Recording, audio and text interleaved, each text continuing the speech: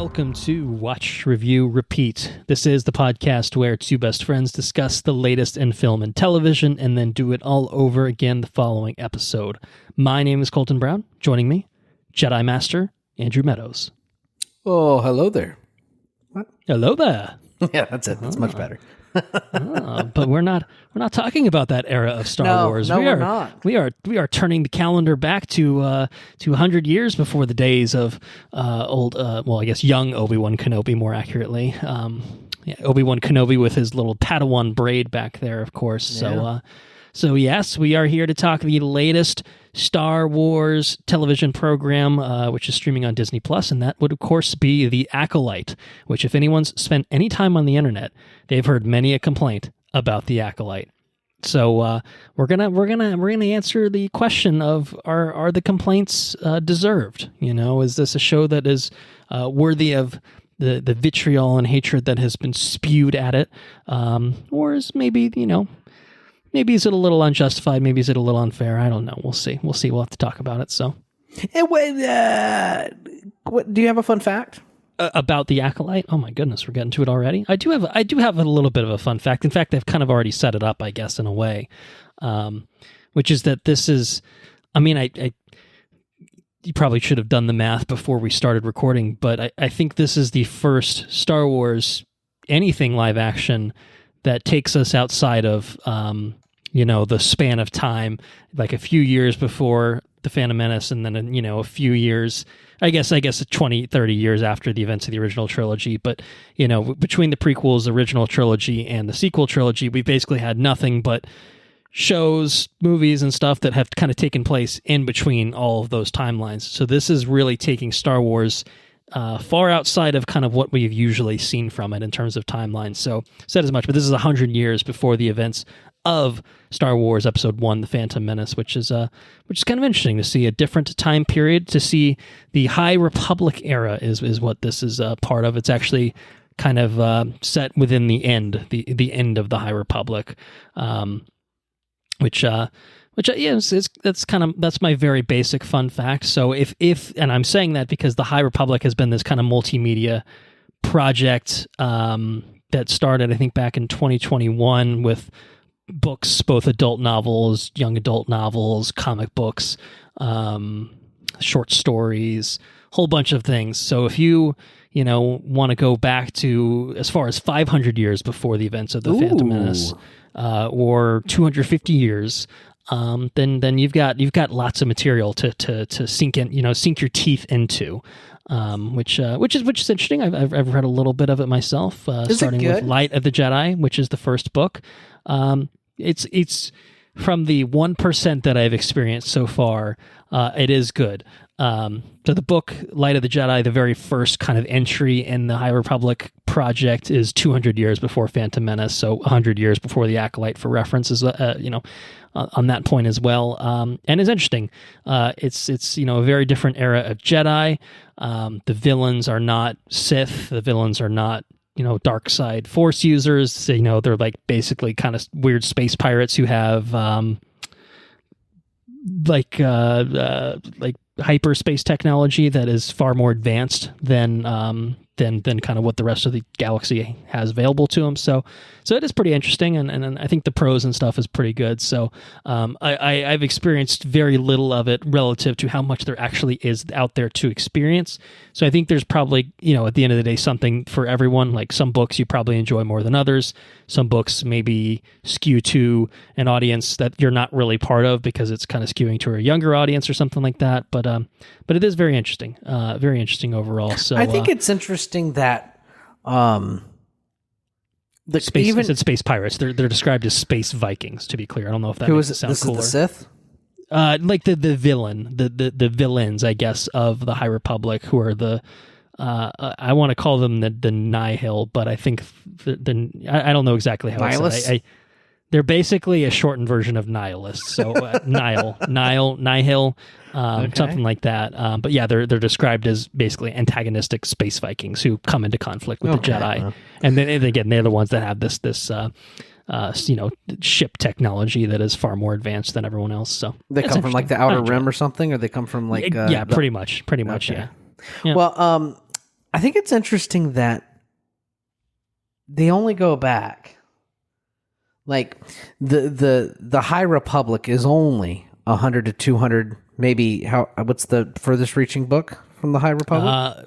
From what I'm reading, 500 years, and I don't know exactly because there's different phases. It's like Marvel, they got different phases of storytelling. So phase 1 was Light of the Jedi. Phase 2 is Quest of the Jedi, which is 150 years, and then phase 3 looks like it's closer to the timeline of the first one. So something explores 500 years. I don't know if it's just flashbacks in a book that is mostly taking place 200 years before, how exactly that works, but at least as far back as 500 years in some capacity before the events of the Skywalker saga, as it's now known. It just seems interesting to me that they don't go further back, being that we have at least two creatures go to the Old Republic.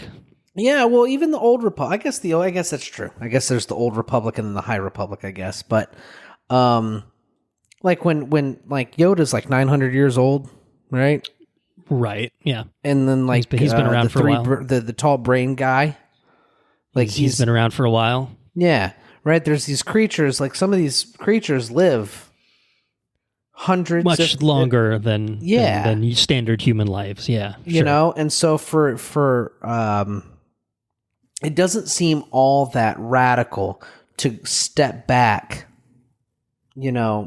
that far. It doesn't seem that radical to just go back 100 years. You know what I mean? Because we still have some of the same characters participating. You have some of the same characters. Generally speaking, the actual hierarchy is not dissimilar to kind of what we see at the beginning of the prequels, kind of throughout the Clone Wars, where kind of the Jedi are kind of the peak power in the known galaxy.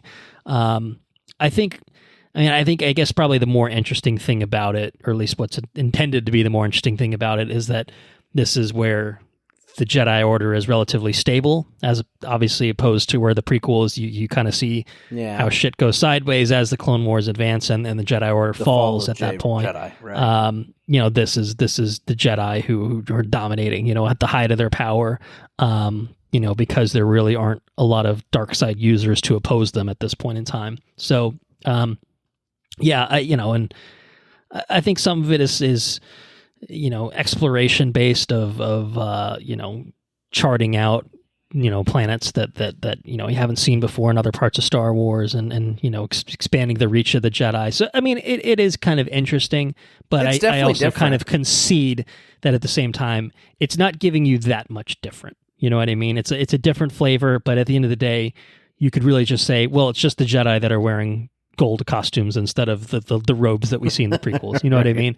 You could probably distill it down to those differences. Right. And their lightsaber colors are a little, or they're not afraid to bust out a yellow lightsaber or whatever from time to time. Whereas that's restricted for only temple guards. In the original or the prequel trilogy, I guess, or something like that. So anyway, I'm just throwing it out there as a fun fact, and obviously we'll pick up this conversation when we talk about the Acolyte and talk about obviously how it places and how it differentiates itself from the rest of Star Wars that we've seen. But just saying, if you want to know about why they're wearing that gold fucking shit, if you want to know who the fuck that bald green lady is and read about her a little bit, you could dick.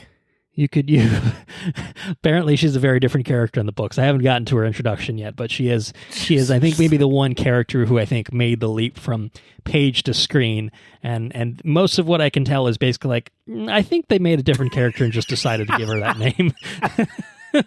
Or, she's a classic, she's been around for 100+ years, and so she became very jaded over those 100 years and turned into a real dick.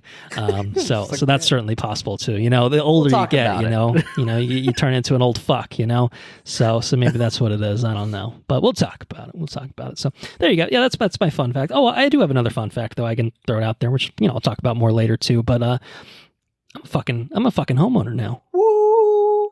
So I think. By the time this episode is out, it will have probably been a couple weeks since I really talked about the fact that, I was in the process of buying a home.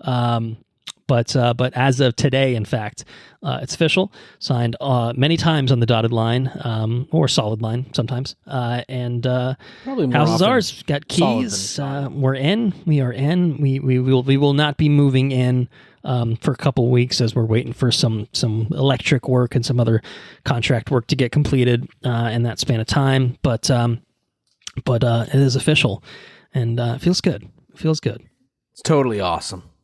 Yeah. You know these joys. You've known these joys for some time, to be fair, but we're buying plane tickets. Sarah's buying plane tickets either tonight or tomorrow to go see said home in the state of freedom. We will have room for you to stay and not be surrounded by the podcast recording studio, very very stuffed to the gills closet, probably other miscellaneous crap here and there. So we're looking forward to having much more space, which we talked about it today with a couple people, and basically our entire apartment could probably fit close enough into the basement of our new house, which is to say that incredible. we will have much more room. Not to talk poorly about your current place of living.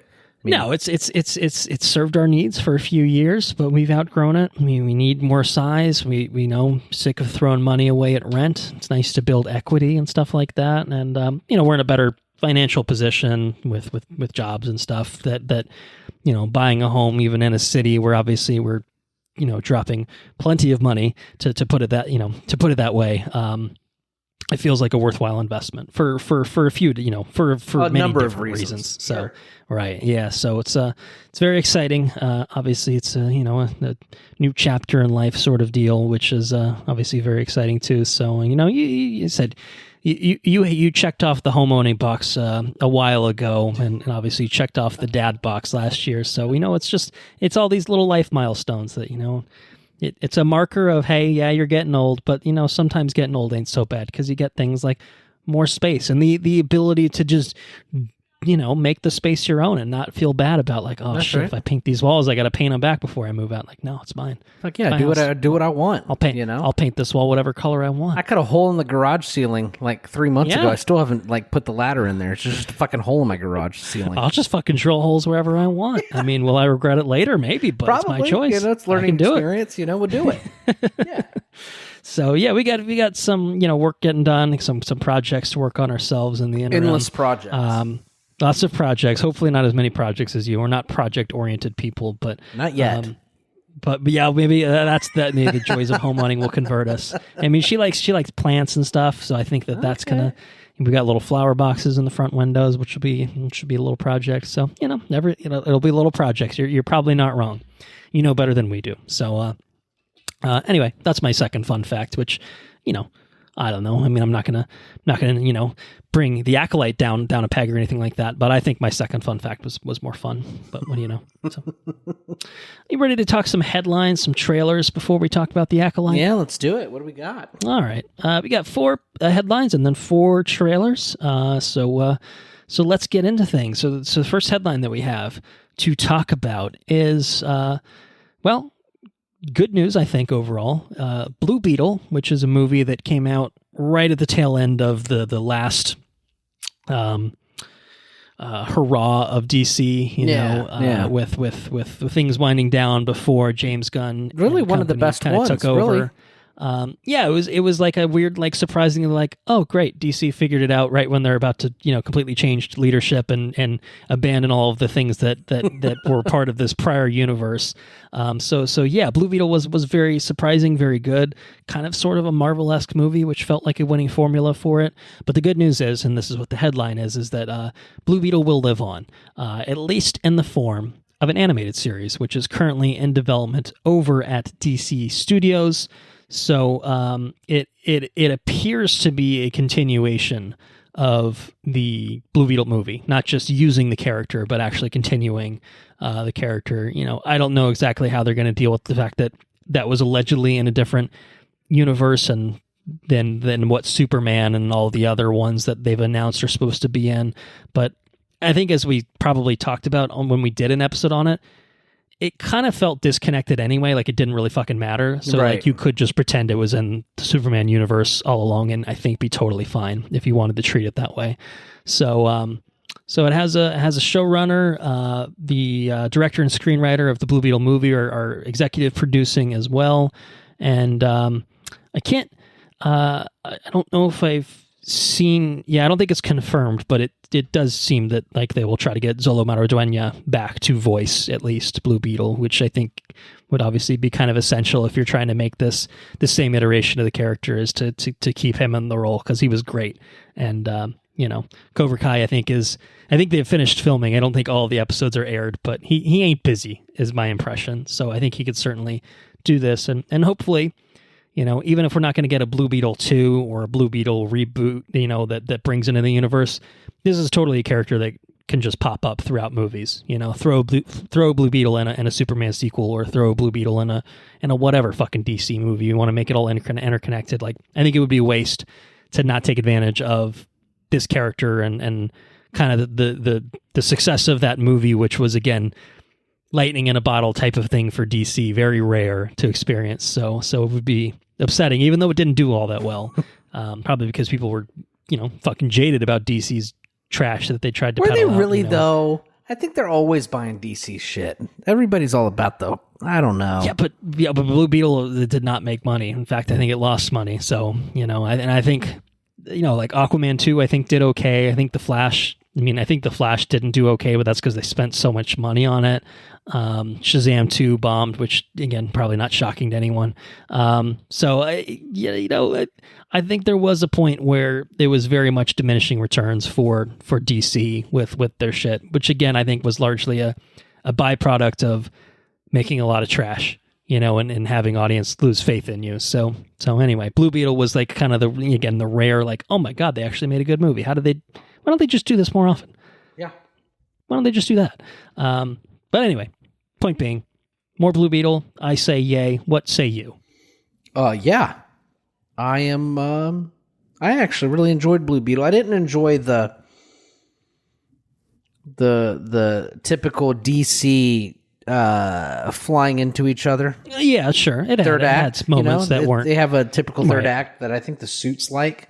Seems like we always get the typical third act. Right. Blue Beetle versus sort of evil Blue Beetle, but he's not really totally evil. He's been like kind of brainwashed into being evil sort of deal, but you kind of get that sort of, CGI fight kind of thing. Kind of like fly into each other and shit, and that's okay. Right. It's like fine. Doesn't thrill you, doesn't excite you, but like, you come to expect it. It is what it is.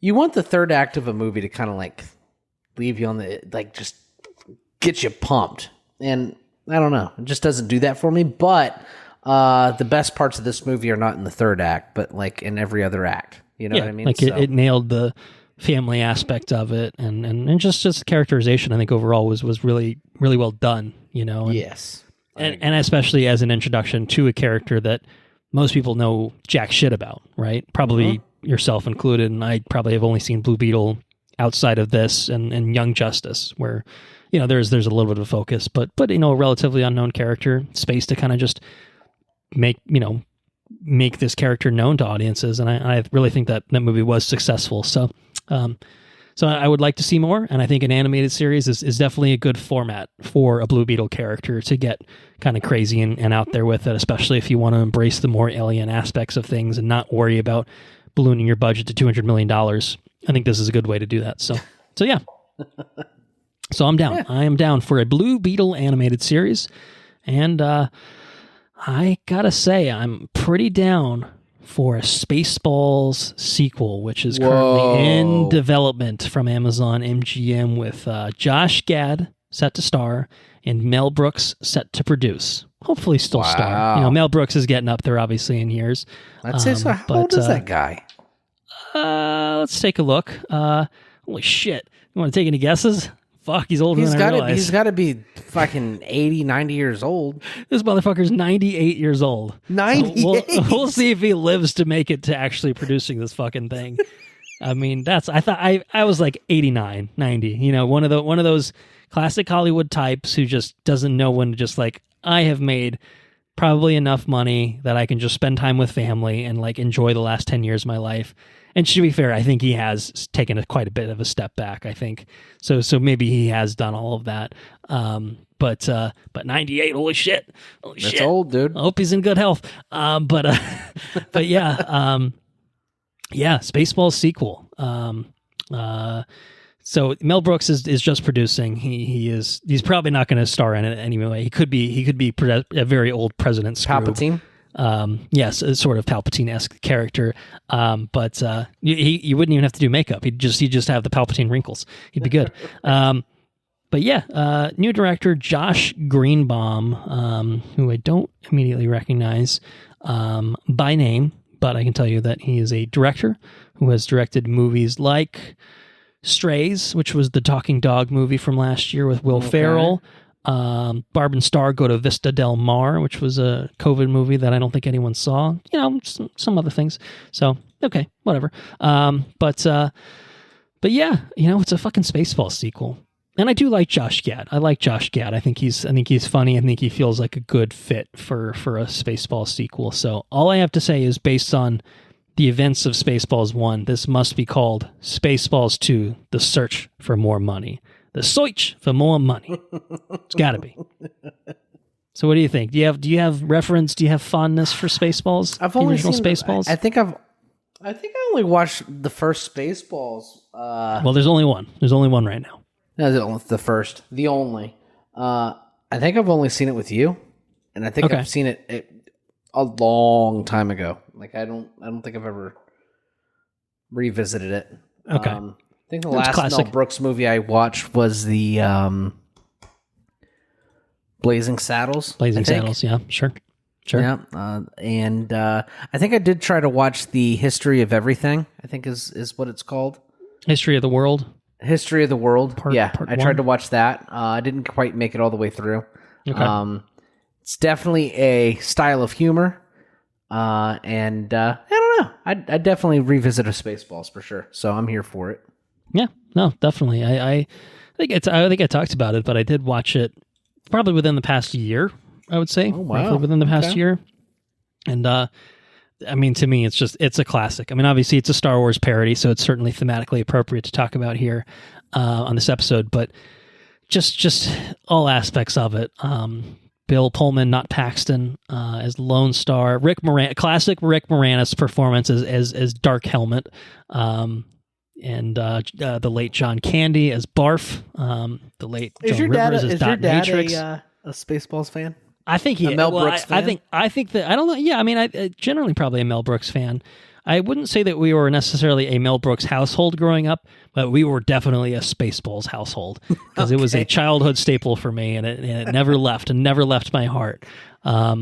So I just think it's a great parody of not just Star Wars but other things. There's like little alien references in there, and it's little Star Trek here and there too. It's cool. It's a cool movie. Just kind of a pastiche of all obviously the sci-fi genre. And aside from a movie like that we haven't talked about yet, Deadpool. Right. These kind of spoofs and I just feel like the kind of the Spaceballs does not get made often. No, you know what I mean? Well, because they're not out there. Because parody movies devolved into scary movie, which was fine for a few, and then it got really, really bad at a certain point, which then turned into disaster movie and epic movie, and all that trash. Which thankfully I felt like that was a fad that went away. Is making those horrible, horrible parody movies that were just like the laziest borrowed jokes and sorts of things. But we don't. I feel like a good solid parody type, like straight up parody, like satire. You get satire all the time, but straight up parody that is done well, it feels very rare. And I don't know what the last. There's probably stuff that's come out recently that I'm blanking on in terms of thinking about it, but stuff like this just doesn't come around all that often, at least in my experience, at least from what I can recall. So I welcome the chance for them to revisit this, and it's now been, fucking almost 40 years since Spaceballs came out. It's fine. You're not... Princess Bride's Mel Brooks? I don't think so.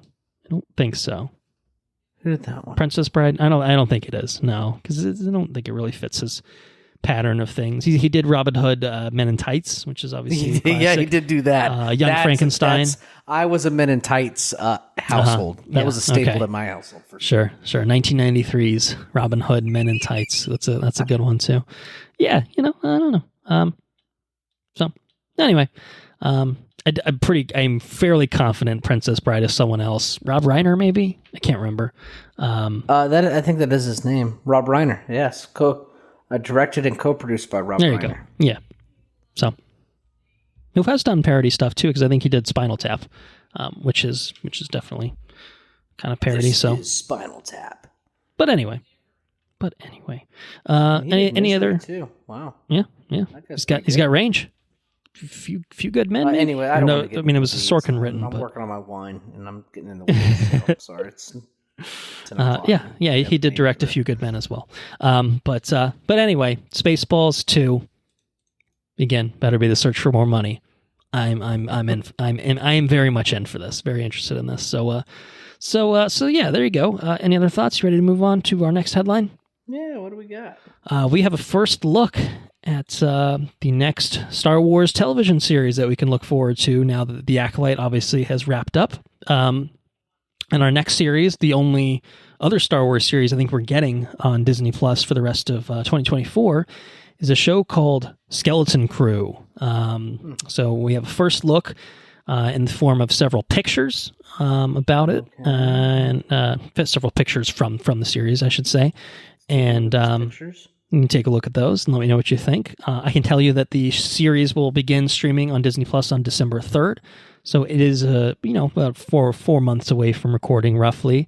We'll probably continue into 2025. I assume probably an 8-episode count. But while you're taking a gander at those pictures, which show Jude Law as a Jedi, and some children, including a little baby Max Rebo type creature, a little elephant boy, and a little Geordie LaForge Cyclops type children's, or Lobot type child as well. Got a group of children. Got a group of children. Bunch of people. Yeah, that's right. So the thrust of this is being made by John Watts, who we I think talked about last episode, because he's directing Wolves, not Wolves. Wolves with the F, no V.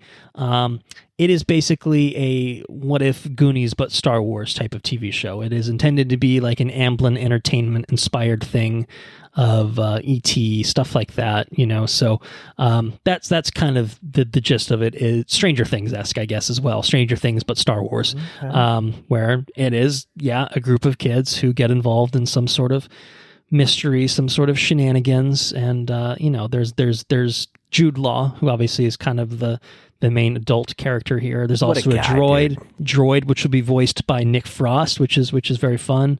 So that's kind of the what it is intended to be. These pictures obviously show off the look of it, show off some of the character designs. This is set in the same timeline as The Mandalorian and Ahsoka and all of those. Okay. The 5 years post Return of the Jedi, rough timeline. So post Empire, post Empire, post Return, post the Empire. Yes, I guess existing, correct. But pre First Order, or maybe simultaneous, rough. Kind of unclear exactly when the when the jump kind of happens, I guess. But yeah, between these pictures, the description, what it is, how you feeling about Star Wars Skeleton Crew? I read somewhere that this show was having some development problems. Have you picked up on that? Or is that fake news? Could be fake news. I don't know. I mean, I don't know specifically. Or maybe anything. People saw some stuff and they didn't like it. That's possible. Something. It does have children in it. People generally don't like children in media. Heartless monsters. Yeah, whatever. I mean, children can definitely be annoying. Not all children are good, but not all children are good. Sometimes they are kind of annoying. Sometimes they're annoying and shitty. Yeah. I don't know. I don't. It's got Jude Law in it, though. It does have Jude Law in it. He can carry some fucking weight. Yeah, okay. I don't know. I guess I should say I don't know if he's actually a Jedi, but he is described as a Force user, which maybe he's a former Jedi that had to pretend to not be a Jedi to survive, kind of thing. I'm not sure entirely. But it's Jude Law. I don't give a shit. I like Jude Law's great. Very, very charming, very fun. I do know they got a great bunch of directors to work on this show. So John Watts is directing. The Daniels, who did Everything Everywhere, directed, I think, at least an episode or two. Okay. David Lowery, who directed The Green Knight, directed, I think, an episode. Bryce Dallas Howard, who obviously has directed Mando, and I think maybe Boba Fett. Looks like she did an episode of Boba Fett here. Jake Schreier, who's doing the upcoming Thunderbolts movie. And then Lee Isaac Chung, who not only directed The Mandalorian, but very recently directed Twisters. Is also here. So pretty impressive stack of directors, definitely. So I don't know. I think it could work. I will say, I think coming into this year, I think The Acolyte was kind of more on my list of, if I'm picking one Star Wars series that I'm more intrigued by, more interested in, I think it would be The Acolyte, just based on the promise and the premise of what it was. But I have to say, with The Acolyte in the rearview mirror, with his first look at Skeleton Crew, I don't know. We might get an Andor situation where the one that, on paper sounds like, do we really need that? Maybe that one's the better one. I don't know. We'll have to wait for December, January, obviously, by the time it rolls around. But I think Skeleton Crew has the potential to feel different from The Mandalorian, feel different from Ahsoka, but stand on its own kind of 2 feet. See, I think with these characters too, potentially. And you, not saying it will. You have a lot of exposure to the records, but I think I was sold hook, line, and sinker at Star Wars Goonies. Yeah, which is a great concept. I think I've been very fixated on the idea of, what if we did Star Wars that looked and felt different than the rest of Star Wars because it's a totally different time period. I think I've been kind of enamored with that idea of what does that look like. It's a cool thing. I'm very excited too. We'll talk about. And we'll talk about what that. Got delivered. We'll talk about that. Cool. Yeah. All right. Well, there you go. Yeah, I'm very excited. I'm sold. Hook, line, and sinker at Star Wars Goonies. All right. Baby Max Rebo is all I really needed. So I didn't know that before, but I want to see excited. that little his what the fuck they call what the fuck's it called? Ears? No. Snout? Is what's trunk? What's it called with an elephant? Trunk. Yes. I want to see that trunk move. I want to see that little trunk. How does he talk? Does he talk like, is there a little mouth under the trunk or does he just waggle the trunk around and the voice comes out? Does he only speak an elephant alien language and everything will be subtitled, but everyone will understand him? And then Jude Law's got to respond to it. No, little Max Rebo. That's not what we're talking about. I think that sounds great. I hope that's what happens. But we'll find out December 3rd, won't we? Yeah, we will. All right. Last headline, which is a little bit of a headline. Maybe it has a reason for being at this point, at this juncture of the episode, and that's that Max and HBO have worked out a big deal. Obviously, all kind of under the single banner of Warner Brothers, as that is Max. Max's WB streaming service. HBO is under the wing of WB at this point, but basically, a lot of shows that were going to be Max original series, however you want to classify them, Max originals, Max exclusives, are all going to be rebranded as HBO originals moving forward, which might seem like, okay, you're just slapping a brand on it, not a big deal. That is true, I think, to a certain extent, but I do think, for the most part, with some exceptions, when you put HBO on something, it usually means you're getting something good. If you think, if you're thinking top of the game, you might think about a Chernobyl. You might think about The Last of Us. You might think about some of Game of Thrones, but not other parts of Game of Thrones. You might think, you might think of, the first season of True Detective, but maybe not the other seasons of True Detective. It is in generally speaking, right, a sign of good things to come. When you see HBO up top, or at the front, of an episode, you feel like you can strap in and expect something pretty damn good, or at least pretty fucking well made. Euphoria, obviously, that's one you've watched that I haven't watched, has gotten obviously a lot of buzz in 2 seasons that are out, but I haven't watched all of it, but you watched some. But either way, point being, HBO, the brand means something, right? So the series that are going to be now dubbed HBO series include the upcoming Dune Prophecy, which we talked about when we got a trailer. the Harry Potter series, which is a new adaptation of the Harry Potter books, which, will probably be very, very, very popular. I think it's a tough sell, between JK doing horrible and saying horrible things on the internet and the fact that they already kind of did, the 8 movies, I think, generally speaking, pretty well, with some stinkers in there. And, could you make a better adaptation? Yes. Is that going to be really difficult to do? Also, yes. I don't know. We'll see what happens. An It prequel called Welcome to Derry, as well as that, going back to the DC universe, the Green Lantern series Lanterns is going to be an HBO series. So that's kind of, what's going on with that. Bunch of HBO series. I forgot to mention one, but I'll get there in a second. Do you have any other thoughts? Any thoughts on that? Does this mean anything to you? Do you just want to talk about the next thing? No, I think HBO original shows sounds cool. Yeah. All right. I think it's a commitment for a more nuanced answer. I think that it shows a commitment from the studio to the property. You know what I mean? Like, yeah. We're not just... They're kind of digging our heels in the sand on these things. Throwing these things on a streamer just because we have to fill the platform with something. We're not going to Netflix it and just everything just goes on there. Anything and everything is on here. Exactly. Or, even, I guess Disney Plus is branded and stuff like that. But it's, again, maybe intended to impart this idea that, no, we put some thought, some money, some oomph, into this project, and you should be able to see that in the final product. So, yeah. Ideally. Ideally. Not always, but ideally, and usually at least.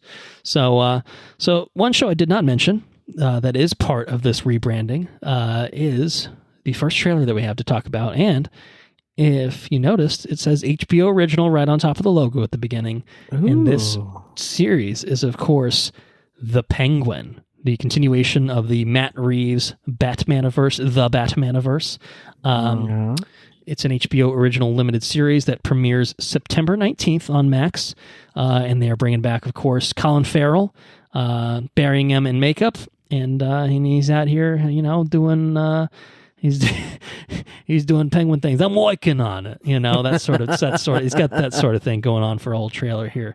So we talked about, I think, teaser. I think there have been a couple trailers that have actually come out in the interim, and I've been meaning to kind of put it on there, and they've kind of haven't quite made the cut for news and trailers and stuff like that. But I think this might be our last kind of big trailer before the show airs in just a little over a month. So, it's an HBO original series. Does it feel like it earns that brand? What do you think? It does. I think this looks really compelling. I think it looks like a crime drama. Right. First and foremost, it doesn't seem to be superhero-y. It seems to be pretty dark and gritty, overall in terms of tone. And that's kind of what that's what the Matt Reeves Batman kind of established. It's what you'd want, I think. Right? Yeah. Mm-hmm. It seems rooted in that universe. Sure.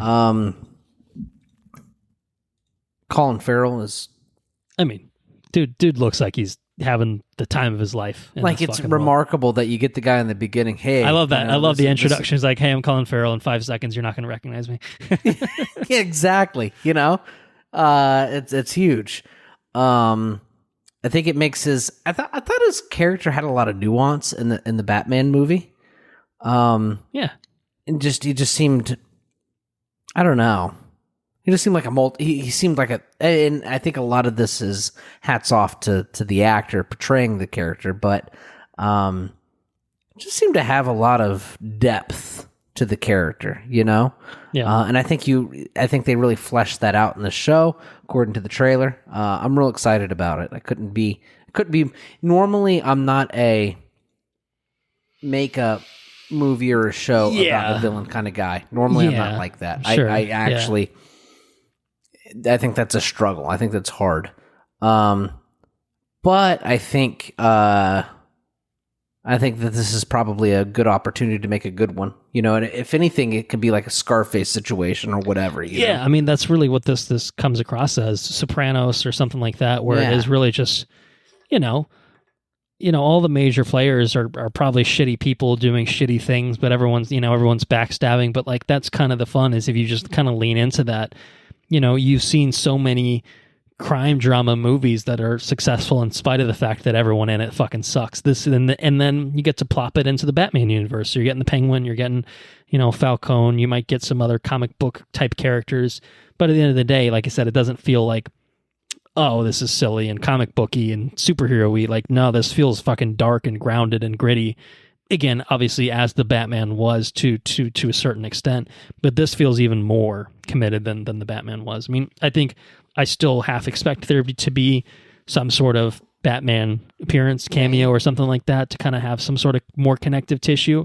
But it does, at least from this trailer, seem to feel pretty standalone at the same time. Like, you could watch this without having even watched the Batman based on this trailer and be fine, is kind of the sense I get. Like, yeah, this for is sure. through and through a Penguin story, not the Batman 1.5 story, which will probably not be completely essential viewing before the Batman 2. But if you're invested in these characters and trying to, the richness of the world, it feels like this is going to reward your time, with how things kind of progress between movies and stuff like that. So I'm very excited for it. I think the way it's shot, I mean, obviously, again, the prosthetics and makeup work on Colin Farrell is it's ridiculous. He's a different person.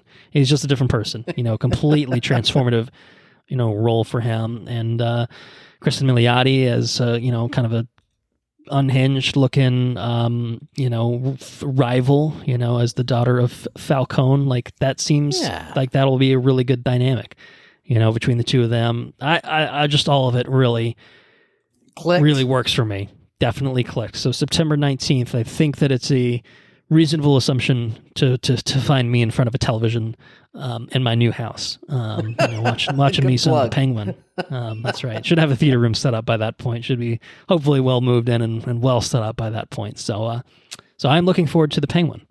Now I'm also looking forward to something which is very different tonally, a very, very, very different style of movie. Well, I guess a style of live action medium, because it's actually not a TV show; it's a fucking movie.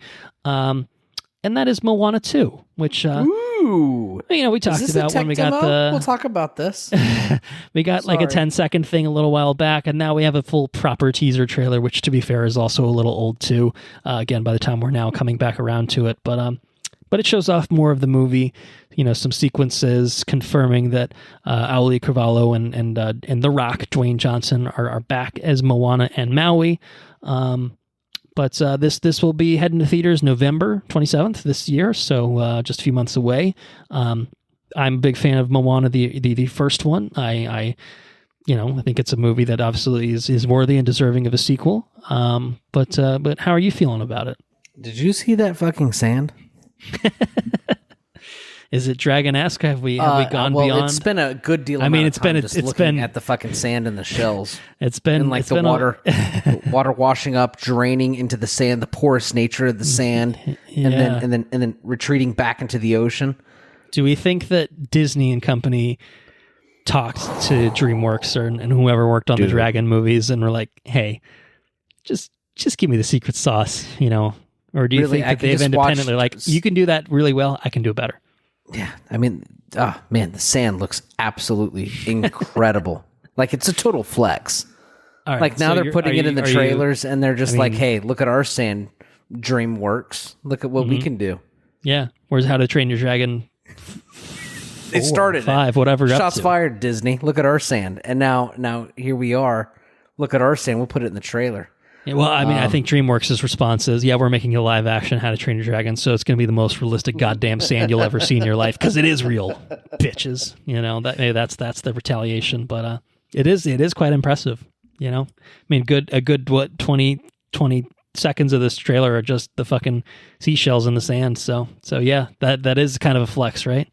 Yeah. It looks good. Of course, we'll be there for it. Yeah, I'll be there for it, anyways. So. Yeah, definitely. Is this, I don't know, is Baby B going to be ready for theaters by the time November rolls around? Be what, almost a year and a half? Maybe not quite, I guess. Or is this going to be not. I'll be a little nervous. too young, bring, maybe. Yeah, I'll be a little nervous to bring him to the movie theater then. Yeah. So we'll see. You can see it on your own. You can wait for Disney Plus. I don't know how you do these things, but I think you can find me in a theater watching Moana 2. There you go. Yeah, I'm really looking forward to it. Music in the first one is great. I'm just kind of excited to go back. This is one that they converted, I think, because they were supposed to do a Disney Plus series, and they at some point decided to change it to a movie, so that worries me slightly, but it feels like they have not cheaped out on animation. Like, it doesn't look like a TV show, if that makes sense.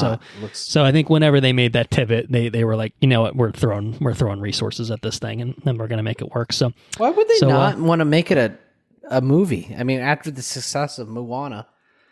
I think when the series was announced, it was at that time where Disney Plus was just starting up. And so it was announcing, 95 Marvel shows, 800 Star Wars shows. And then it was like, well, then we got to make a Moana show. We got to make a Princess and the Frog show. Like everything's getting a show, because we got to fill out the streamer. And I think now by the time they, got to a point where like, yeah, we really don't need that. We're going to make way more money just putting this in theaters and letting it make gangbusters, the way the first movie did. And also it's animating, an hour and a half or hour 45 minutes versus, probably twice that for a TV show. So logistically, it's probably easier and cheaper to make. So, yeah, I don't know. Plus, you're still paying The Rock. You're paying everyone to be back for this. So, he doesn't come cheap. Don't expect. Hopefully he can do his voice. From any booth in the world. Otherwise, they're going to struggle because apparently he doesn't like to show up to set for things. But we talked about that on the last episode. Dude's got to have a recording thing in his. Yeah, probably. Why not? Fuck yeah, I would. Yeah, probably. I mean, probably. He's got his phone. He's like, I'm sending you my recordings on my phone. Like, it sounds like shit, Dwayne. I don't care. Clean it up. You're Disney. Figure it out. You pay people to fix this shit. So if the Rock's if Maui sounds like he's speaking through a tin can the whole movie, we'll really know what happened. But we'll see. He sounded fine at the end, but maybe it was just reused dialogue from the first movie, and they're covering things up so far. We'll find out. November 27th, Moana 2. Looking forward to it. 2 more trailers. By the time you're listening to this episode, this will be available digitally. It is coming out on my birthday of August 13th. But we are recording before then, I will say. And this is Watchmen Chapter 1. Chapter 1 of 2. An animated adaptation of the classic Watchmen graphic novel by Alan Moore and Dave Gibbons. It looks to be a pretty straight adaptation. We've got some. It looks maybe comic booky for sure. In terms, it seems to be definitely, I guess, kind of doing what Snyder did. To be fair, with the recreating exact panels and framing and stuff like that. It looks like. It's got what if kind of animation style. I saw someone in the comments pointed out to 2015 Telltale game animation, which is also kind of not wrong either. But yeah, I mean, pretty straight adaptation of Watchmen. It's a Redband trailer, so it's definitely going to be rated R. In fact, I think we see some animated blue dong at one point in this trailer. Maybe a couple points in this trailer. I don't know. I didn't see that dong. I was looking for it. Well, it's there. He's wearing some undies, and obviously some scenes like the Vietnam stuff. I think he's always got his undies on, but wasn't looking close enough. Maybe it's a small blue dong. Got to scrub. Go frame by frame. See how he's obviously not the pole vaulter from France. No, that wouldn't get in the way. Wouldn't get in the way of his vaulting. But you're a Watchmen fan, you would say, yeah?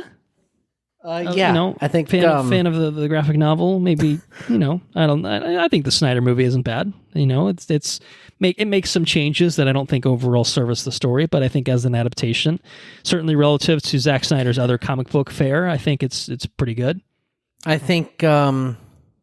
I thought it was a very interesting adaptation. Yeah. I think Snyder's attempt was, I don't know. I think it made changes, and I think those changes were more egregious because everything else was like so accurate, right? Like he pulled, so it's like there's a heavy contrast. You're doing so between, much like, that is the same. That's what you wanted to change. Like you literally recreated like 30 pages in sequence. And then you want to change this, but I don't know. I like the story. If I can be retold the story. That's cool. I'll take it. You know, I like being told the story. That's neat.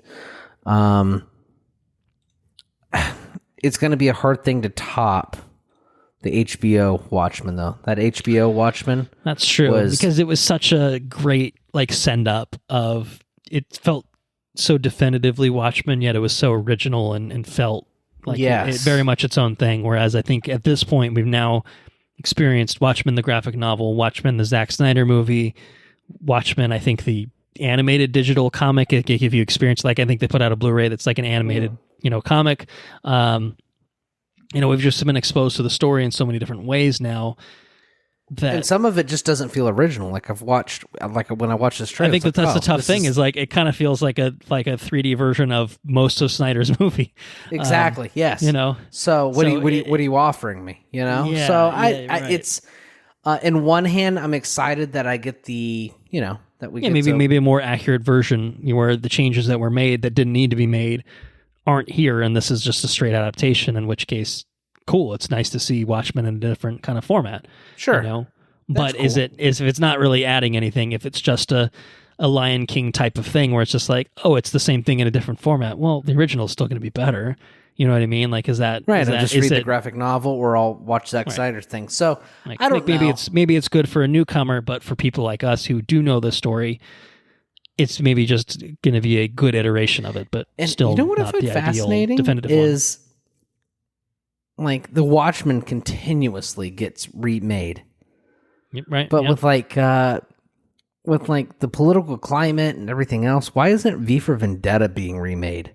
Yeah, I don't know. I guess because I don't know. I feel like they got that movie right, so there's they no... get it right. That's true. That's a good, that's a good point. What is it going to do? You can do an animated version. It's at least with Watchmen, it feels like, there were missteps here and there, even, regardless of whether, what your feelings on the Snyder movie, there's still a better version of that, out there. So, right. I don't know. Yeah, I don't know. I don't know why V for Vendetta doesn't really get the same same love. Yeah. Yeah. I'm not sure. I don't know. Because V for Vendetta is great. Movie that is. Yeah. Awesome. Great movie. Great graphic novel. Alan Moore graphic novel as well. Yeah. So, I don't know. I don't really know, but, this is interesting. I think I will watch it at some point. I don't know if I need to watch chapter 1 right away. I might wait for chapter 1 and 2, kind of thing. I think it's getting a VOD release, but presumably, when this comes to Max, I could see myself kind of tuning in and giving it a go, seeing how it is and stuff like that. I didn't love the Rorschach voice. Was kind of one of the things that took me out of this a little bit. That's true. Felt like he was really straining to do a Batman-esque voice, but it kind of just seemed like, Rorschach's definitely a character who's trying to be cool a little bit, so it's not completely, whack, but it definitely didn't. I didn't do anything for me. Yeah, it was just kind of I guess sound like a character kind of putting on a voice, but it felt a little silly. It felt a little Will Arnett doing Lego Batman in some ways, which I don't think is quite what you want to land on. So I don't know. But it is good. It's a good voice cast. It's Titus Belliver who's doing, I think, Rorschach, Matthew Rhys, Night Owl, Katie Sackhoff, Silk Spectre, Troy Baker is Ozymandias, some others, I think. But, okay, we'll see what happens with Watchmen Chapter 1 and Chapter 2. So at some point, I think later this year. I think Chapter 2 is supposed to be before the end of the year, too. So, yeah, we'll see what happens with it. Any other thoughts for you? No, that's about it. All right, let's move on to our final trailer then. So we're getting into Comic-Con territory, and we'll certainly return to Comic-Con territory much more so on our next episode when we cover Deadpool and Wolverine, so we can get into some pretty seismic Marvel Studios announcements and stuff like that. But for now, we will touch base with San Diego Comic-Con because we got a San Diego Comic-Con trailer for the Lord of the Rings, The Rings of Power Season 2, and we got a mega trailer, 3.5-minute trailer. It was a long one, right? It is a long fucker, that's for sure. Showing off lots of things here. Sauron, Galadriel, everyone's back, but Sauron's got a new look. He's an elf now. The Hoffling, what's her face, is back with maybe Gandalf, but there's a Balrog, and there's another wizard, and there's other people. Everyone's back. They're all back, and my goodness, it looks like they spent a lot of money on this one too. So So season 1, we talked about it obviously when it came out a couple years ago. I think we, generally speaking, liked it without loving it. Maybe would you agree or disagree with that assessment? Has it changed? Have your feelings on the Rings of Power shifted in any way since we talked about it a couple of years ago? Or is it kind of just like, yeah, it was fine? Yeah, I had fun with it. Yeah, it wasn't amazing. It wasn't top tier Lord of the Rings. But it was cool to have Lord of the Rings. It was better than The Hobbit. Better than The Hobbit. Yeah, right. It was like good without being great or amazing even, maybe. So what do you think? Does this trailer make you more excited for season 2? Are you ready to step back in on August 29th when this comes back? Yeah, it's Lord of the Rings. Okay. I'll take it. I think that some of it looks better than other parts. Okay. What are the parts that you're digging? Like what stands I really out in this liked trailer? it when and I can't remember his name. That's okay. Just describe people. It's fine. That one guy is human. speaking Elvish, and like he's leading a charge, and he's speaking Elvish. That looked pretty cool. Is that Elrond? Elrond. Yes. Yeah. That was pretty cool. I also like Galadriel kicking ass with a bow. Mm-hmm. Yep. She seems to be active with it. Yeah. I also like Sauron teaching Celebrimbor teaching him how to build the rings. Hey, teach me. Like you can call me like the bearer of gifts or whatever. Mm-hmm. And just watching the corruption happen. I think that's cool.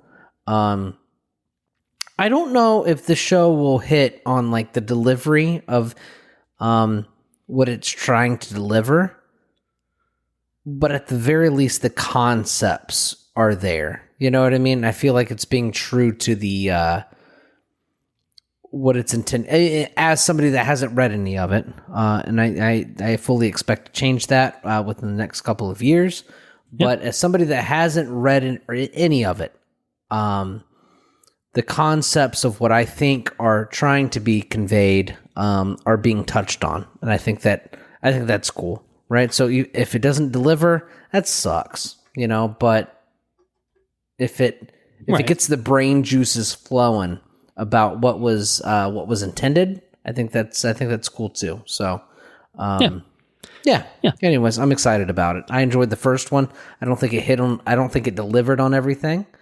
It was a little uneven. I think probably the same issue of certain characters and stories were just more interesting than others, And, absolutely. And that's kind of the problem with a show like this that is, like Game of Thrones and other kind of, I guess, fantasy shows of this ilk where you're trying to cover so many different characters across continents, blah, blah, blah. Like just inevitably certain characters and stories are just less interesting than others. Right.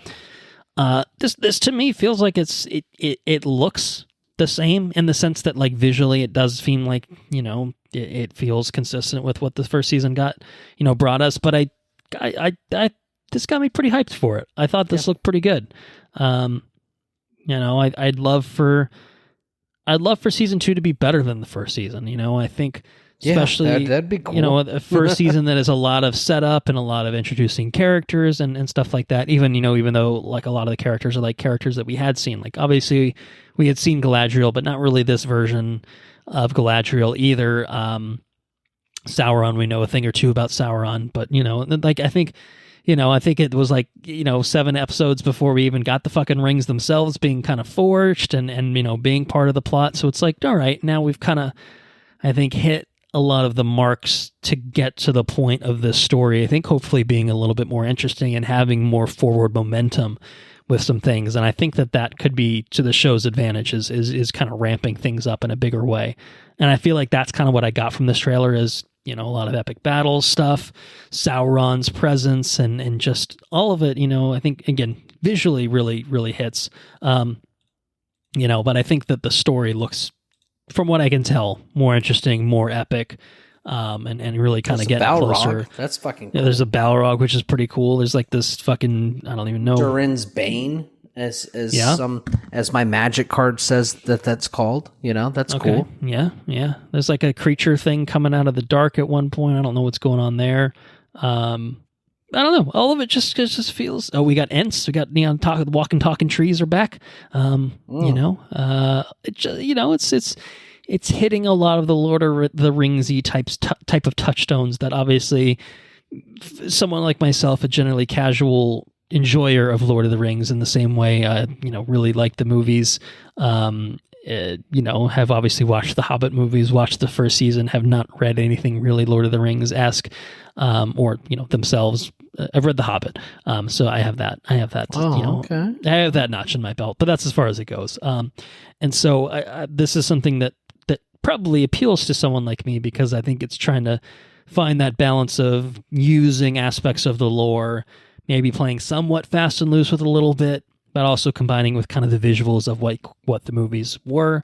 So as someone that seems to be kind of in the target audience for it, I feel like it's hitting the mark, which is good. We don't want to watch the trailer for the thing and make me think, oh, that looks like shit. So they've at least managed to make it look appealing to me, in terms of being like, I didn't think season 1 was amazing. I liked it well enough. I wasn't, when I finished season 1, it wasn't like, oh my fuck, I have to watch season 2 right now. It was like, I can wait 2 years, was how I felt about it. I can wait 2 years. And then now that 2 years have passed, I'm like, all right, I'm ready to go back. I'm ready for some more. Yeah, I'm pretty pumped. Maybe they did it on purpose, Yeah, maybe the first season kind of like not amazing, like not horrible, obviously, not enough that we'd need to cancel. Yeah, we didn't quite stick it though, Yeah, so but we can just put a little time in there, and let's get them pumped. Yeah, so August 29th. Well, that'll be a little sooner after the move, but hopefully the theater room will be pretty close to set up, to being set up so that I can enjoy the Rings of Power. But I might need to wait for the season to move along, and it might very well just be kind of that type of show where I'm like, I don't need to watch it every week, but maybe every few weeks I catch up on it, and kind of and see kind of what the general reception is. Are people thinking, oh yeah, this is definitely better than season 2, that sort of thing. Oh shit. Well, there goes that plan. I think it's a 3-episode deal on the 29th, and then it will run through October. So 8 episodes, beginning very end of August, running through the beginning of October. So, hey, I still got a little bit of time. By October 3rd, everything should be set up in the theater room, so I'll be good. There you go. Let's put it that way. Then I'll watch 8 episodes in sequence, one full day of The Lord of the Rings, The Rings of Power Season 2. The perfect way to enjoy a fantasy show, 8 straight hours. The way I like to watch House of the Dragon. That's how you do. It's how you treat House of the Dragon. How many episodes have you watched right now? None. I'm saving them well, up. There you go. The whole season's out. You can watch it all in one foul swoop, one binge. You could do it. But hey, we can talk about that later. And we can stop talking about the Lord of the Rings, the Rings of Power right now, because it is time to talk about another television program. That's the one that we talked about a little bit at the beginning of the episode. Of course, The Acolyte, aka, I guess, Star Wars, The Acolyte. It is indeed a Star Wars show, in case that wasn't clear to anyone. But what do you think? You ready to dive in on The Acolyte? Yeah, I've been waiting on this one for a little while, dude. That's true.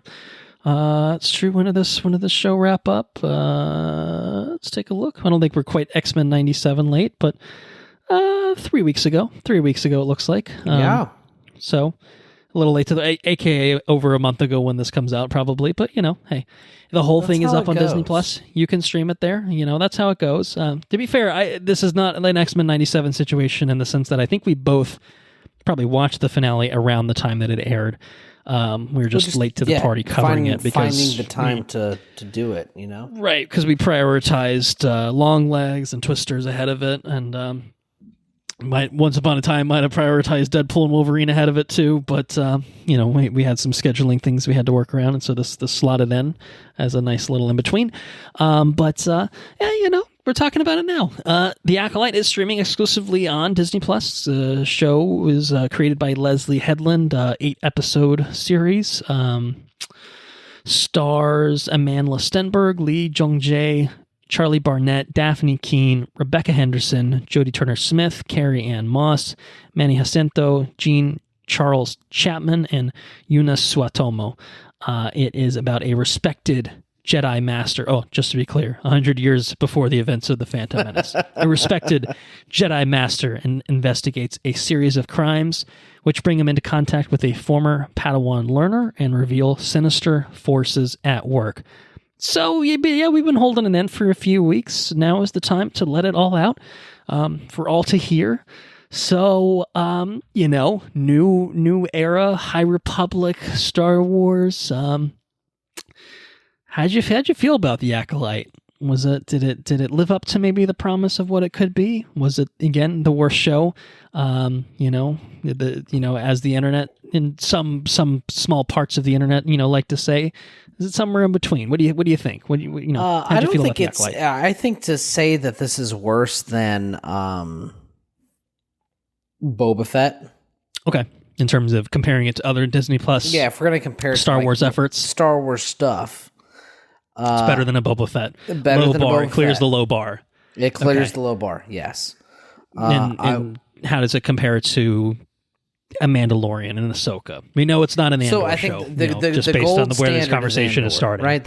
Andor is the gold standard of Star Wars Disney Plus TV, shows. Disney Plus era. Yes, 100%.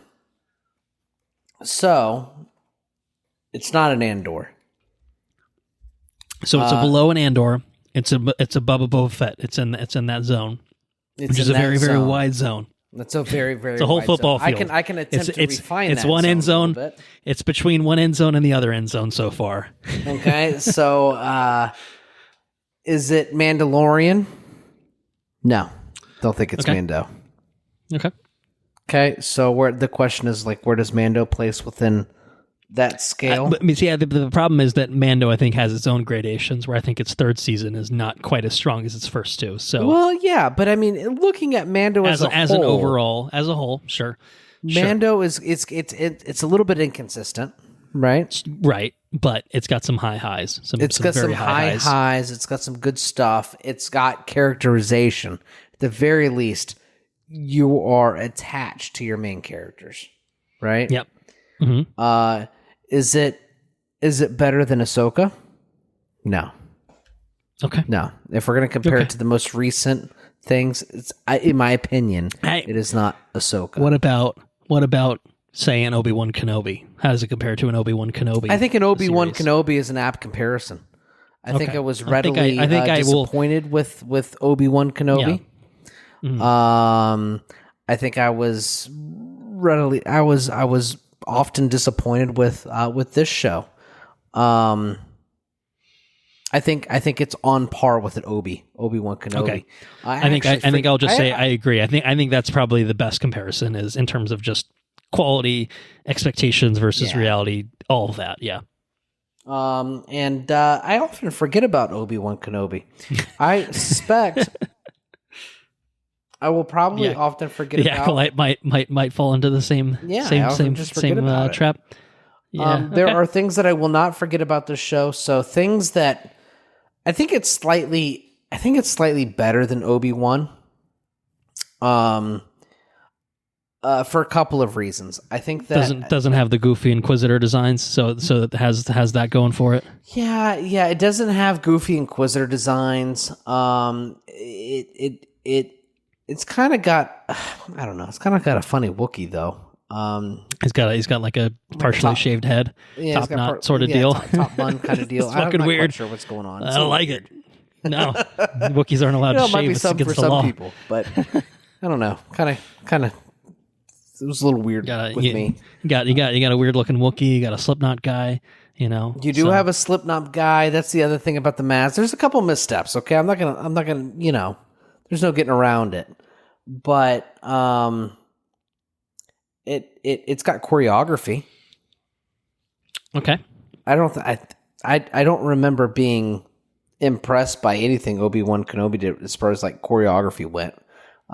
It's got some cool lightsaber stuff going. It's got some cool like different kind of Star Wars stuff going. Like it's got some sci-fi vibes, you know. Certain materials do certain things to lightsabers and whatnot, and that's cool. And that's fresh. Yeah. Or is it? Depends on how invested in the EU are, because maybe they're pulling some things out of Legends into cool. the new canon, right? That's cool. You know, embrace the things that were pretty cool. You know, yeah, that can work. I think it did a really cool thing. One of my favorite things is like it explored the Force in a way that was kind of different, which I think is you know, people will bitch about that, I'm sure, but I don't know. I thought it was interesting. I thought it was cool. Yeah. Yeah, I mean, I think we can probably agree. A lot of good ideas in this show. Mm-hmm. Good ideas. A lot of cool ideas. A lot of inconsistency. You know. So let's talk about the bad things. All right, let's. There are probably a few to mention. So yeah. So bad things. The biggest thing for me was pacing. I thought the show was poorly paced. Horrendous. I also think it was poorly written. Okay. And I don't. In what sense? Like a dialogue sense, right? And so I think it's that's a multifaceted story issue. Sense, or okay. I think it's short-sighted on the story, and then I think it's poorly written in the dialogue. Like I think it's like I said, it's multifaceted.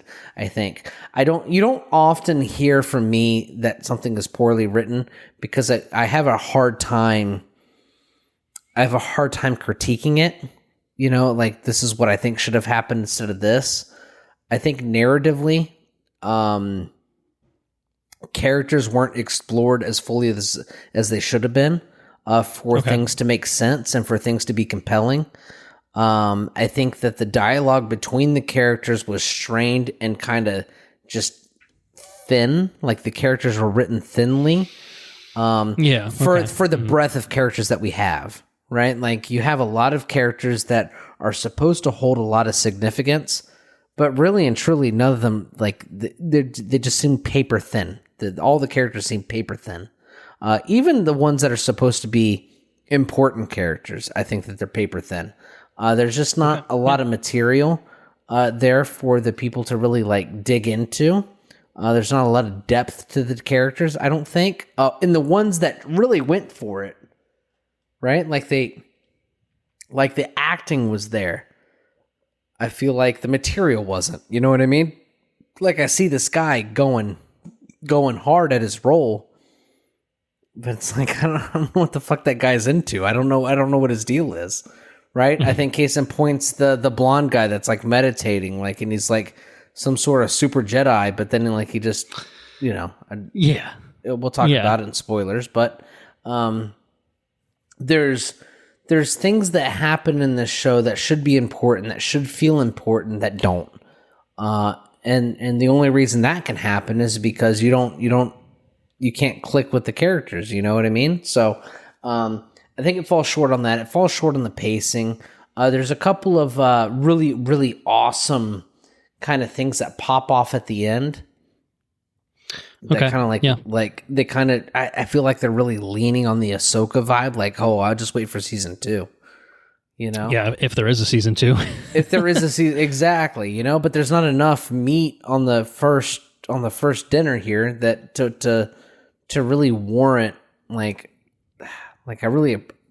I would like to see where that goes, but right. I think there's interesting story potential, but it's like, you know, kind of some of the things that we talked about with like the Rings of Power. It's like, all right, if you're spending 90% of your show leading up to the titular Rings of Power coming into existence, and it's like, well, a lot of that stuff isn't that interesting that it needs that much time dedicated to it. It's the same kind of thing here where it's like you spend a lot of time getting to the more interesting things, and by the time it's a lot of time that could have been served, you know, simplifying, you know, some of the things there so that you could get to those points earlier and then go beyond that and make it just a, you know, 8-10 episode miniseries and be done with your story, you know. So So, you know, and I mean, there are different approaches to storytelling. Certain like Andor is a Star Wars series that is like a planned 2 seasons, getting 2 seasons, and maybe this will get a second season. We know we're going to get an Ahsoka season 2 as well. So and Mandalorian had 3 seasons. Like some of these do definitely have multi-season types of arcs, and I don't know if they quite necessarily predicted, you know, the vitriol that would be thrown at this show, which I think is part of, you know, maybe why they maybe hesitant to make more of it. Like, what did people hate so much about it? Because are they being critical? Like, I feel like I'm being fair in my criticalness. Yes, no, I think you're being pretty level-headed. I think you're being more level-headed than I think. It's like it was like a classic review bombing situation. I think it's women characters, women showrunner, you know, stuff, a lot of stuff along those like lines that. Where it's not, you know, women, you know, people of color, you know, being, you know, part of the cast involved in making the show, Empire, stuff like that. Yeah, you know, stuff like that. You know, the show is too woke for people, you know, that sort of thing. What the fuck is woke about this? What is woke? I look, I agree with you. I agree with you. I will say certain things. Funnily enough, on the, you know, you this wasn't like a big character appearance, so it's not really a spoiler. And it kind of came up earlier, but Ki-Adi-Mundi, the you know, the tall headed fuck. People were very upset that he appeared in this because it violated the previously established canon from the EU that he ages normally, which is to say that he shouldn't be alive 100 years before the events of the Phantom Menace. Well, but EU when you know it, they changed. Fucking...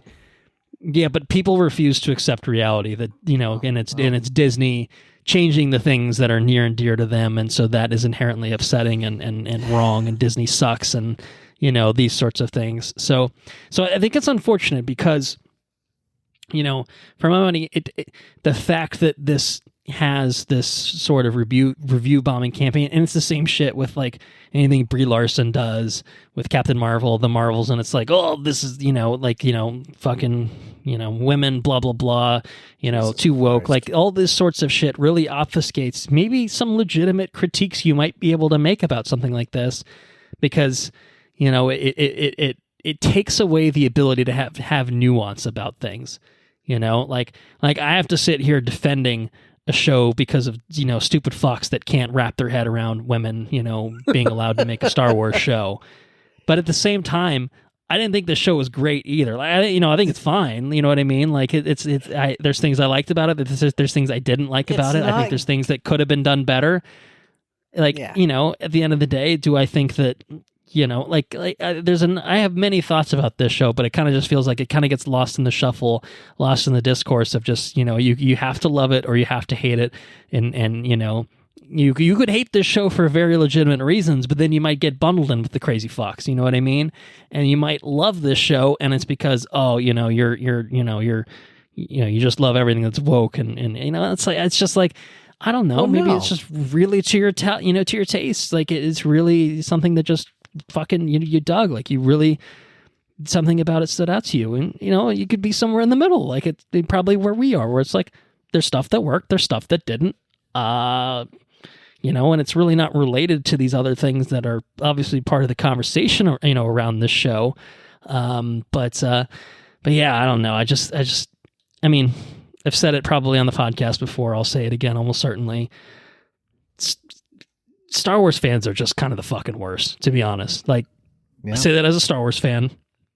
You know, we have been to a Star Wars celebration. We have spent time with Star Wars fans, and it's just gotten worse. Like everything they put out, you know, like there's the one like Andor unites the fan base, but everything else, regardless of how good it is or how bad it is just.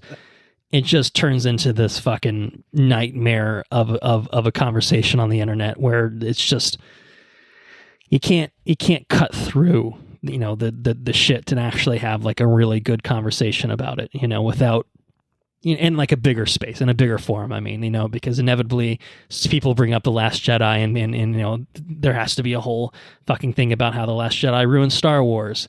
And then The Rise of Skywalker comes up, and then more people I think probably agree, maybe that ruined Star Wars, or at least it kind of sucked. You know what I mean? So it's just, it just feels like it's just, everything just goes, like you said, so it eliminates sideways. Nuance. You know what I mean? You can say that, well, like you said, you get lumped in. I do not want to be lumped in. You can be critical of something.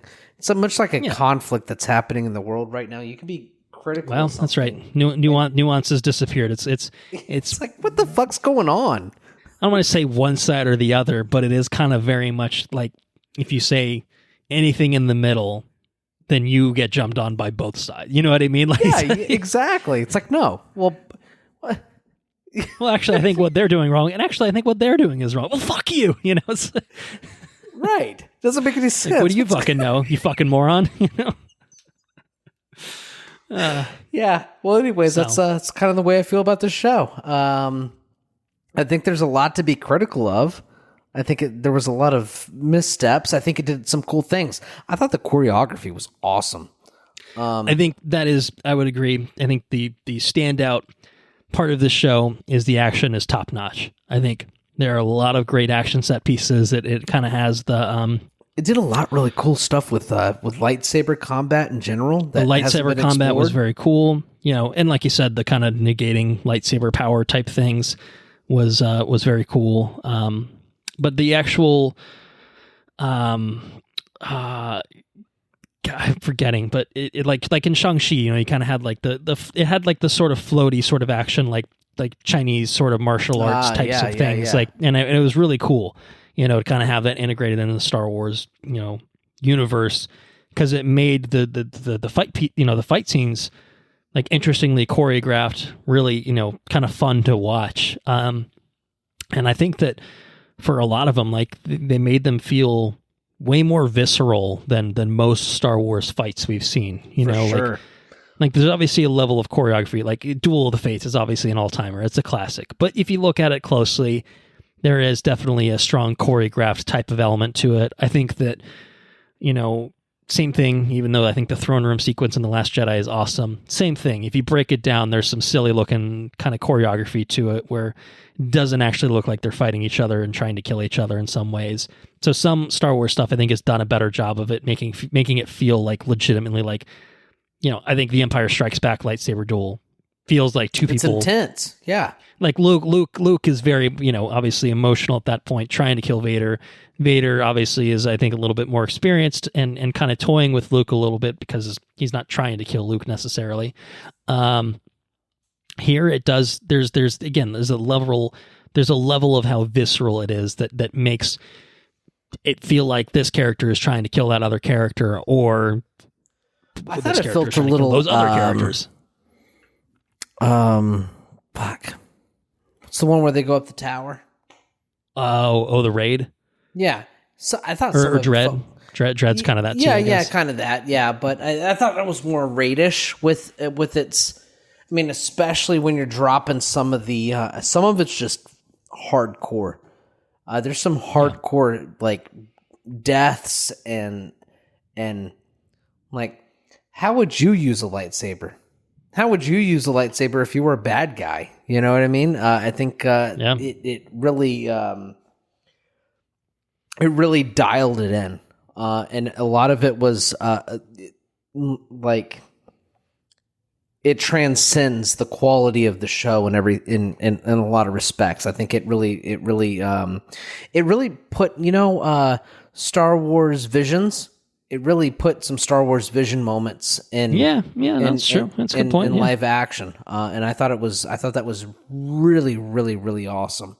I thought it did some really cool things with like there's the one character, the guy that's like the Mega Force user. He's like meditating and whatnot, like nothing. He's impenetrable. I thought that was really awesome.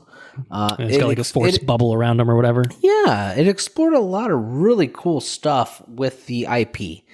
Yes, like an interesting expansion of the lore. I know the thing that I talked about, like oh my God, a new era of Star Wars. Like, what does that look like? How does that feel? I mean, the Coruscant's still here. It's still got a lot of the same touchstones, but there is some things in here that feel a little bit different, a little bit more, outside of what we have seen from Star Wars. And those are maybe the more interesting things, right? Yeah. So, and like I said, I think it falls short with the dialogue between the characters. I think it falls short with the pacing. I think it falls short with a lot of the costume design. I think it falls short in a lot of different respects. But I think when it clicks, I think the things that it does do, I think it does do those things very, very well. So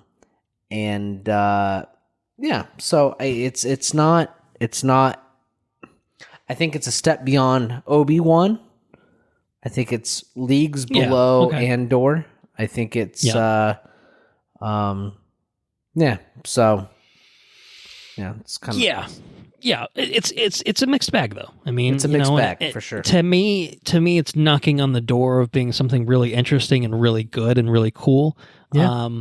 But it falters in several ways that prevent it from getting there. And maybe there's a version of this that could get there. And I think pacing, which you hit on, there's not material here for 8 episodes. I think, number one, I think that's some of the biggest issue. You have these 2 flashback episodes, which are obviously different perspectives, but you're seeing a lot of the same shit. And it just kind of feels like there's a couple big episodes in the middle where things like the action is really, big and integral, but it just kind of felt like it took a long time to get where it was going. And I think like the actual episodes themselves seem to always cut off at weird random points. Like totally, I'm going to say mid scene, but I think there is one where it's just like, oh shit, things are about to happen. Oh fuck. See you next week or whatever. And I think that one thing that I felt the pacing was really, really wonky.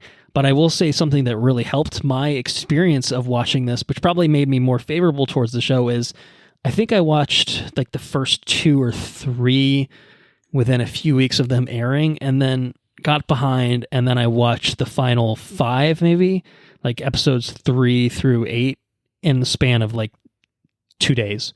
Well, so I think that wrapped them out pretty fast. Yeah, and I think this show plays much better in a binging format, than it does. Than I think it would on a week to week, because it really is so choppy in terms of where it cuts from one episode to another that it loses the momentum half the time, because you're excited for something to happen and then it doesn't happen, and then by the time it rolls around in a week, you've lost that sort of imminent, immediacy of it, the connection to it, and it's just not as interesting or as exciting.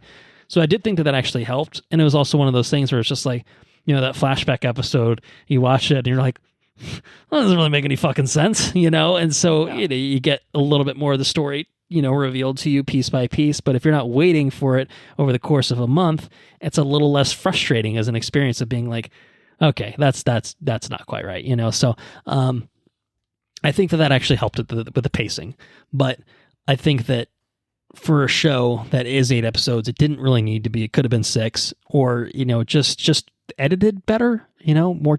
I don't even say more tightly, but just in a way that it didn't feel like it was chopping up a 2.5 hour movie into as small segments as it possibly could. I think there's a version of this that's a 2+ hour movie that is a lot tighter as an experience. I'd agree with you. Gets you the same plot beats and has the same style of action, and I think is more effective of delivering it instead of it would have been far better. Over 8 episodes. Yeah, I think you could concentrate this and it would be more interesting. Because at the end of the day, it is sort of galaxy spanning, but I think you could still simplify the story in a way that, I don't know, like it does feel like a movie stretched thin. Well, and I think something that supports that notion is the fact that, you talked about the characterization being really thin. It's like, yeah, for, 8 episodes of spending time with these people, you don't learn, you don't get that much out of them. Whereas if you had a 2-hour movie, you have a little bit more of an excuse of not having the runtime and, not being able to serve, obviously, all of these characters in the same way. Whereas TV shows usually give you that latitude and afford you the ability to make, to let you spend time with these characters, be endeared to them, and this show, despite it being up 8 episodes, never really quite got you there. Like, I like certain characters more than others, but I didn't love any of them really either. You know what I mean? Like, I liked some of them, and some of them were complete non-factors that I will never think about for the rest of my life after I record this episode. You know what I mean? So that's a little disappointing. Something else, which I don't know that you really hit on, I thought the acting in this show was wildly inconsistent between performers. No, that's true. I thought some were very good, and I thought some were okay, and I thought some were very bad. And that's something I don't think we've really seen. There's some that are very, just really bad, very bad. Okay, are you saving for spoilers, or do you want to? No, I mean, we can talk about it. We talked about her before. I am not a fan of that green woman. I thought she was terrible. I think the character sucks, but I think her performance is the worst of this entire show. I thought she was terrible. It's real fucking bad. Her delivery with every line of dialogue is painfully bad and wooden. Just like, I think you could probably paint me green, and I'm not going to say I'm going to be better, but I could have been. You might have been better, though. I could have been, right there with her. I thought that her everything about her, like, just off-putting. And again, not a character I don't think you're really supposed to like, but... It's not because we hate women. It's because the performance was real bad. It's because she's not very good. Maybe she's fine in other things, but she's not good in this. And this is maybe, getting into the, it's too woke, blah, blah, blah. But the fun fact is that actor, Rebecca Henderson, is married to the showrunner. I mean, come on, that's not a good look. Okay. For the worst actor in your entire show to be married to the showrunner, it just is not a good look, is what I'll say. It's definitely a little nepotism going on there for sure.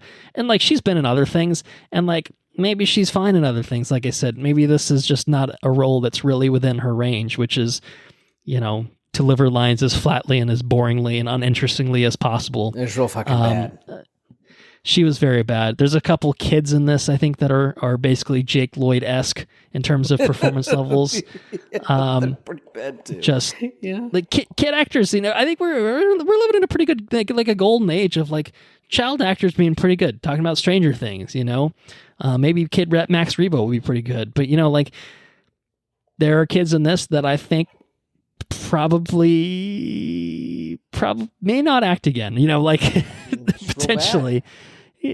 Just not good actors, and like, fine, I don't want to be mean towards kids, but some kids have like that sort of innate talent. Kids have it, like some kids don't, right? They have it, and some kids don't, and that's so okay. That's okay. But when you spend a lot of screen time with them, it's very noticeable how not an actor they are, you know what I mean? And how wooden they also feel too. So, fuck them kids or whatever. But like, I don't know. It takes you out of it a little bit when the delivery is so bad that it just feels like someone reading a piece of paper, behind the camera. And for not, children, I can somewhat give a pass. The grown woman, I don't give a pass to, So, I think that, like, Amanda Stenberg, who plays OSHA, and another character, for spoilers, even though it's pretty clear early on what's going on, I thought she was fine. But I thought, like, Lee Jung-jae, who plays Master Soul, I thought he was great. Yeah. He's a Squid Game guy. I thought he was very, very good. Oh, he's from Squid Games, huh? Yeah. Kind of makes me compelled to watch Squid Games a little bit. Yeah. So I think what is fascinating is, prior to being cast in this, did not speak a lick of English and learned a little bit of English enough to basically be able to do this role. No. And I think, like, it's kind of the way that he delivers things. Like, obviously you can tell he's not a native English speaker, but very good. And like, I think to be able to really act in a basically completely foreign language to you but still imbue it with, I think, a lot of his character. I think his dialogue, actually, his performance, I think, added a lot of nuance to that character. So one of the few characters that was serviced. Daphne Keane, I thought, was very good as his Padawan, Jackie, and Manny Jacinto, who plays a character in this. I think I thought he was very good too. So I'll just say, wait, I thought he was very good. I think I got mixed up on the characters. The Jedi was the non-English speaker. Yes, the Jedi. Okay, I had it mixed up at first. Okay, I can see that. Okay. Again, like just the way he delivers things, he doesn't sound like someone who natively speaks English, but I understood everything he said at the same time too, and he was very good. I think, acting in spite of the fact that he's acting in a different language from his own. I thought the Sith guy was a really good actor. I think that's impressive. Yes, agreed. The Sith guy was a very good actor. So I don't know his name, but yes, I would agree with you. Wildly inconsistent performances. And I think it's just when you're putting these all up against each other. Oh, also, there's the green chick's goofy fucking aide or whatever, goofy Jedi aide, who's just this doof of a motherfucker. I don't know if you remember what I'm talking about.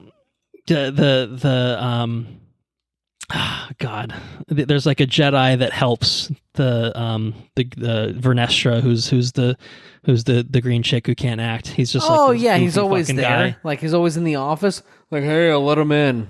It's like yeah. It's like, what are we doing here? Like, it's like I don't know if he's trying, like, if this is supposed to be funny or if I'm just like, are we making the point that this is why the Jedi are going to fall in 100 years is because of doofy fucks like this being allowed in there? They needed in the office. I just let them in. Yeah, and there's just like little things in this show where I'm like, what the fuck are we doing here? And he's one example, but he's a good one. Getting into the weeds, but just overall knocking on the door. Could have been really good. Could have been really interesting. It wasn't, but at the same time, it also wasn't bad. It is kind of that Obi-Wan Kenobi-ish territory, as we've kind of talked about. Maybe a little bit above. Maybe it gets the benefit of the doubt for doing something a little bit different than just making it, a Kenobi versus Vader type of conflict again. But I think with a little bit of tinkering, I think with a little bit of reworking, I think the best parts of this could have really, really shined. I think this could have been a really, really effective and different Star Wars movie from anything that we've seen. And at the end of the day, we just got a pretty okay TV show that I would watch more of. May not have a chance to watch more of because of how things will pan out potentially, but it's kind of a what could have been for me in terms of my overall response. Is I wanted more out of it, and I didn't get what I wanted out of it. I got some things. There were episodes that hit, but on the whole, not a total package. So I think we can probably just get into recommendation quickly. I think it might be an interesting conversation, but with our TV side of things, we break it down into 5 tiers of a very yes show, a Chernobyl-esque show, if you will, a yes show. I'm not going to give examples for all these because I'll forget. But yes, being below very yes, but still pretty good, obviously, with the middle ground of totally fine. Followed by fine, which is, a little bit lower than the middle ground. And then, the very bottom rung where, oh my God, what the fuck is this shit? We've got shithouse. That's the shithouse on the scale. So how do you think the Acolyte stacks up for our TV scale? It's not shithouse, but it's not. Yes, I agree. Definitely. I think even at its worst, it's not shithouse.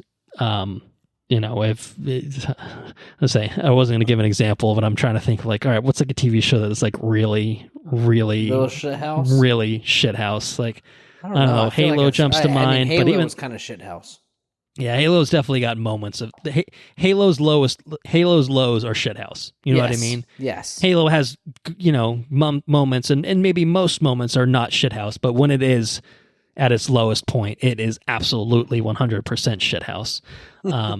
This is never that. So it's all right. So we're throwing shithouse out. So what do you think? Does it slot up to a fine, a totally fine? Would you even go so far as to give it a yes? We can. I think in the same token, we can throw out very yes because it's not a fucking very yes. I think it's fine. I think it's fine. Okay. I think there's really awesome moments. I think the consistent low moments bring it down quite a bit. Right. Okay. I think it's fair. I think there's consistently in every single episode something that pulls you out of the moment to where it's lesser of an experience. And I think that's a consistent thing. I think the high points are inconsistent little blurps of, oh wow, that was cool. Oh, that's cool. Yeah. Yeah. You know, and so for that reason I think it's fine. It's okay. It's okay. You know? Okay. So is it fine or is it totally fine though? No, it's fine. It's fine. Just fine. It's definitely totally not fine. It's totally. It was more like, okay, that's fine. Fine. All right. Okay. I'm not mad having watched it. Yeah. Well, the episodes are perhaps mercifully rather short. It's not keeping you there for an hour with any of these episodes. So you get in, get out, and maybe it could have used that runtime to actually be more impactful. But totally. I think based on how the show was, I think it probably would have just been like, oh God, this is just longer and not any better for it. Padding it out unnecessarily, perhaps just too thin for what it already was. The answer was not make it longer. The answer was make it shorter. For sure. I think so. I will say totally fine. I will go a notch above you. And I think kind of a lot, really for the same reasons. There are some very high highs. There are episodes in this show that are really fucking cool. There are moments in this show that are really fucking cool. There is good stuff. There are a lot of interesting ideas at play. The execution sometimes leaves things to be desired. Sometimes is done really well. I think the actual central premise of the show is interesting and somewhat well done. The setting of the show is interesting generally and overall pretty well done. It is really just kind of it's a sort of microcosm of the issues that plagued the prequels. Of the ideas are there, the execution is where it falters. If it's the acting, if it's the storytelling, if it's the pacing, if it's the dialogue, it's just got struggles here and there and as a result it holds it back in enough ways that it. I agree. Don't regret my time. In fact, enjoyed it at times. But on the whole, if I'm going to look back on the show in even a few months' time, like if we're looking back on this for our, year in review for 2024, I'd be like, what happened in the show again? I remember like one moment, I remember like a cool thing that happened, but like I couldn't tell you the broad strokes of what happened. And that's kind of how I fear that this will go. Good enough for what it was. Could have been better. Should have been better. Would have obviously preferred it to be better, as I would prefer things that I don't like as much to be better. Yeah, right. But it's to be awesome. Yeah, that would be great. We've seen top tier Star Wars, and simply put, this is not it. This is not top tier Star Wars. But yeah, it's better than a Boba Fett. You know what I mean? It's way better than a Boba Fett. For sure. It's Boba Fett had one good episode, which was just an episode of The Mandalorian in it. And and Kenobi had some good things in it and some stuff that was just kind of like, all right, this is whatever. This, I think, overall was more probably good than bad, particularly in terms of ideas. It's just none of it quite had the impact that it needed to really totally deliver gel. with. So anyway, totally fine for me, but I think we need to get into some spoilers. So let us do some full spoilers for The Acolyte, and the gloves are off. We can finally dig in and talk about all these ideas and concepts and all this shit, because oh man, we've got twins, but maybe they're not twins, they're Force creations, and it's pretty interesting. Back to the whatever the forced. It's not. I guess it's not a forced dyad. I guess no, because they seem to be the same person. I think that's what I thought was happening, because it's surprise, surprise. I think we figured out what 1 or 2 episodes in. Amanda Stenberg is playing 2 characters, Osha and May, who were twin sisters, who were separated when they were young because there's this big tragedy, which is what all the flashbacks are about, blah, blah, blah, blah, blah. I thought that basically, it's going to be some weird witch force magic created, a light side, dominant, and a dark side dominant person, basically with the same genes. So it's really just a question of what happens when a light side user, is growing up in the same circumstances as a dark side user with all other kind of, elements kind of remaining unchanged. And I thought that was an interesting concept. Then it's like, no, they're the same fucking person, but they've been like split or whatever. Like, okay, I don't know what that means, but it's interesting. Okay. All right. So it's interesting. I think that it, it's kind of the things you talked about, like the manipulation of the Force in this particular way to create life. That is something that might intrigue the Sith, for instance. Maybe when Darth Plagueis might be interested. Maybe he might be hanging out in a cave looking at things thinking, this is interesting. This is neat. Like a real, real creepy kind of deal. Might be hanging out in a cave in episode 8 thinking, I hope there's a season 2 so I can make an appearance. Story of Darth Plagueis the Wise. Yeah. It was pretty interesting. It was cool. But I thought that was pretty cool. I appreciated the little cameo there at the end. Yeah. With which the very very last scene of the season, or just Plagueis' appearance in it. And there's another big cameo at the end of the season too. The Yoda one. Yeah. I apprecited the Plagueis one. The Yoda one I thought was like a total okay, of course Yoda's there. Yoda's here, is he? Oh yeah, because he's 900 years old. Yeah, shut up, Green Lady. Fuck off. Don't come back for season 2. Why would you want to work in the same area as the Green Lady? Yeah, again, her character sucks. And that's fine. I think it's the whole show is basically about the Jedi making dumb fucking decisions and then doubling down on their dumb decisions and covering it up. And then she, basically is covering up the cover up is basically what she does at the end of the show because, just bullshit. Jedi Master Saul made a bad decision that, kind of fucked up these 2 girls' lives and he killed a bunch of witches as a result. The witch did try to fucking teleport or something. Yeah, I mean, she was doing some weird, some shady shit for sure. How do you not ignite your lightsaber when somebody just fucking unfolds their arms and starts disappearing? I'd have to ignite my lightsaber. Yeah, maybe. And maybe that as a judgment call in and of itself wasn't so bad. It was kind of the, nothing to see here. I think everything went according to plan. And also, again, the one thing where it's just I like this one kid better than the other kids, so I'm just going to save the one I like. It's a little un-Jedi-like, perhaps, in terms of some of the decisions. A little short-sighted, bad decisions. Is it practical? Is it legitimate? I don't know what the hell is going on here. I'm afraid for my life. I have a weapon. I can use it. I think is it somewhat all kind of justifiable if you look at it from a certain point of view. Yeah, sure. But yeah, it's. Yeah, I mean, you could have handled that better. And then it's just the Green Lady at the end is just yes, Jedi Master Saul. He it's him. He was responsible for everything. I don't know. Or she's saying that he wasn't. I can't remember. She's framing him in some way, I think maybe, or protecting him in some way. I honestly don't remember. I don't even remember. I just remember she did something that was some sort of cover. I was like, oh Jesus Christ, how deep does this go?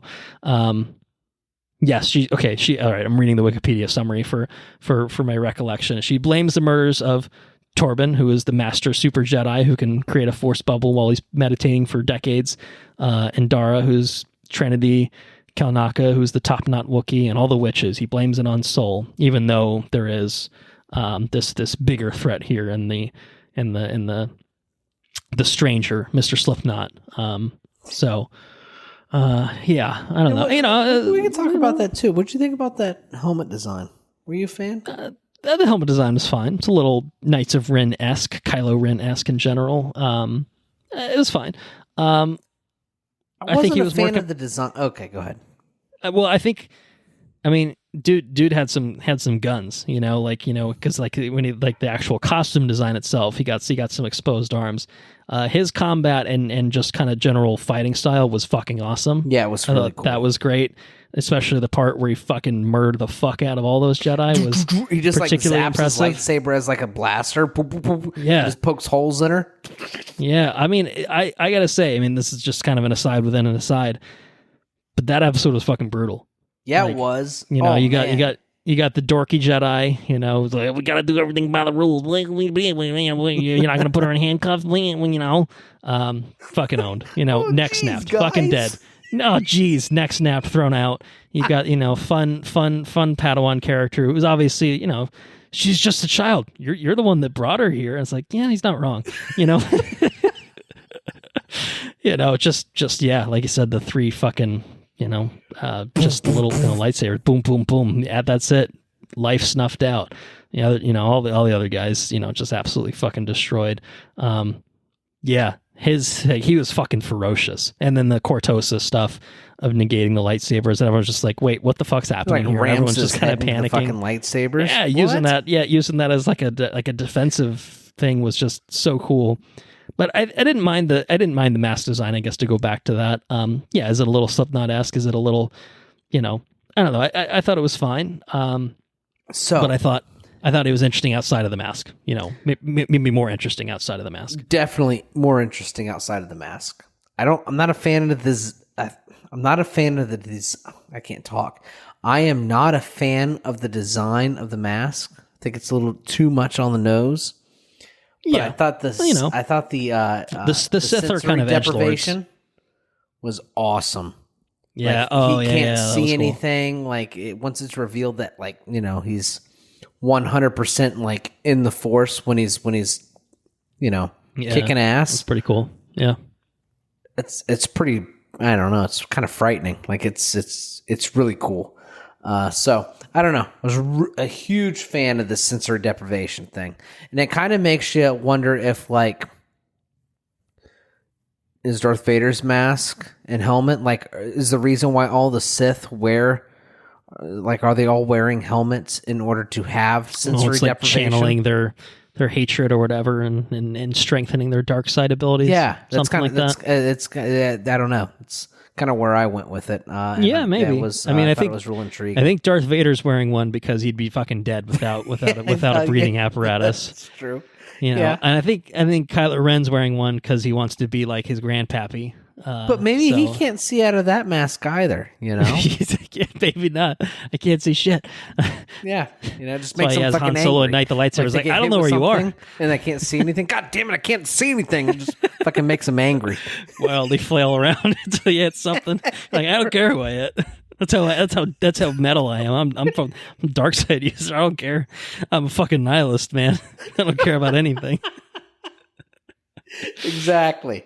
So, you know, who's to say? I don't know. I'm not to say. But yeah. I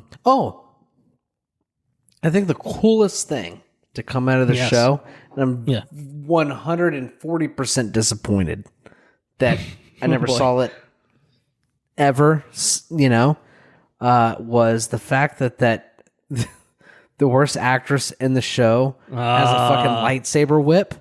Yeah, used exactly once for like 3 seconds and then never seen her mentioned again. It was very disappointing. Yeah. I very much thought I would see conflict with the lightsaber whip. I had heard hoopla about the lightsaber whip, and I was like, all right, I want to see it in action. I was like, oh, that was it. Okay. Season 2, maybe. I don't know, but hopefully recast. Dude, I wouldn't notice lightsaber a whip difference. Would be so actually, fucking I would. Cool. If that character was actually, you know, delivered by someone who could act, then I probably would notice a difference of being like, you know, like an effective villain of like again, I think that character is not supposed to be likable, but just because you're not supposed to be likable doesn't mean you have to not like that. The answer is not, let me just not act in making this character. Like, I will make people mad at me by the fact that I am delivering this so poorly. I don't know. Yeah, what about Joffrey? Joffrey is a great villain. He fucking sucks. Great performance. You know, super fucking hateable. You know, like, yeah, there are absolutely villains that you just love to hate them. Umbridge, you know, Harry Potter, like, fucking God, what a ghastly woman. Umbridge. What a ghastly woman, but great performance. You know what I mean? So, yeah, I don't know. Totally agree. Yeah, this ain't it. What'd you think about Basil, the tracker? He just fucking randomly just running around for like 10 episodes. Like, what the fuck is going on? Then why do you like sabotage the Jedi trying to What are you doing? Asshole. No. Show's got a lot of assholes for some reason. It's like High Republic Jedi are all assholes. That's the moral of the story. Man, like, and they're fucking each other up. It doesn't make any sense. Yeah. I don't know. I don't really know. What did you think about which? So I thought it was. I couldn't help but laugh. So Okay. the bald green one. Mm-hmm. There's a point where she's not wearing like her typical like Jedi garb. Yeah, and then she's wearing like this white like fucking. Is this like the finale? She's got like this weird patterned thing, dress thing. It's like What the hell is that? What are you wearing? Yeah, what are those? Like it detracted me so much I couldn't help but laugh at it. It's like, what is this? Yeah. Is this an attempt to?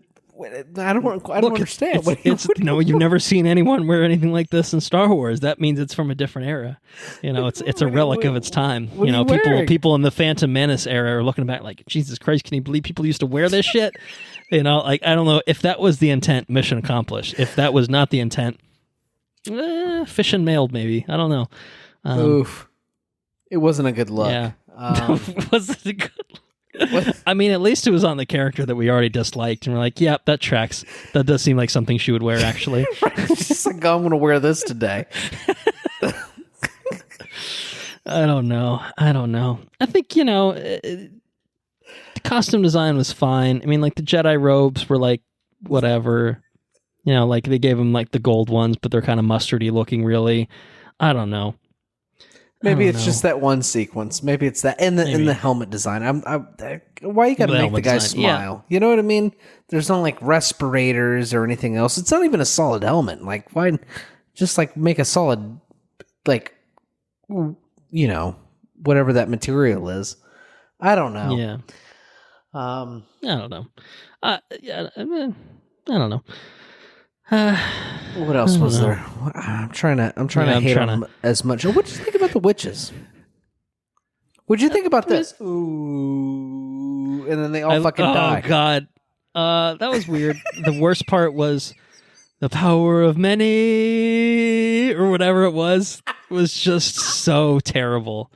Like again, like just fleeting moments in the show where maybe that was Halo levels of bad. I take it back. There was at least one shithouse moment, and it was this like chorus of witches singing, and it's just like, yeah. I thought in general like the witches were interesting, like a kind of different cool deal, cool sect of Force users. Like okay, the Jedi treat Force one way, and then there's these other Force users out there who treat it in a different way, and like the Jedi think that they own this, and they think, well, you can't fucking you can't have a kid do that shit, like a kid must train and be a Jedi, like that's the way of things. So I think it's kind of interesting to kind of see a conflict in ideas of understanding of the Force, and I think that kind of tracks like with kind of weird things that we've seen explored in like Clone Wars and Ahsoka with like the brother and the sister and all that, where it's just like the Force is not what the Jedi understand it to be. Like it is much more than that, right. Like what they understand is just a limited cross section of it. So I thought that was kind of interesting, and the fact that this conflict is what was this inciting incident that led to these two girls, maybe the same girl, splitting, physically at that point, growing up in these very different settings, and then kind of obviously coming back for the events of the show. Like all of that I think was really interesting. But yeah, there's some really fucking goofy ass shit, within the moments of that. And yeah, and it's just like, well, what are they even doing when they're like disappearing? Like, what are they, like, I didn't understand what was even happening. Like, are they possessing someone? When they disappear? Because the Wookiee gets, when they disappear, because the Wookiee gets possessed at some point, but is the Wookiee being possessed by the group of witches who were wooing about, like, because I know I didn't that fully grasp in that. the video game. Oh, okay. In the video game, theoretically should be part of sister, Star Wars canon and all that. There was a Night Sister in there. She's like one of the main. I can't remember her name, but she. Oh, Marin. Is that? Yeah, that sounds about right.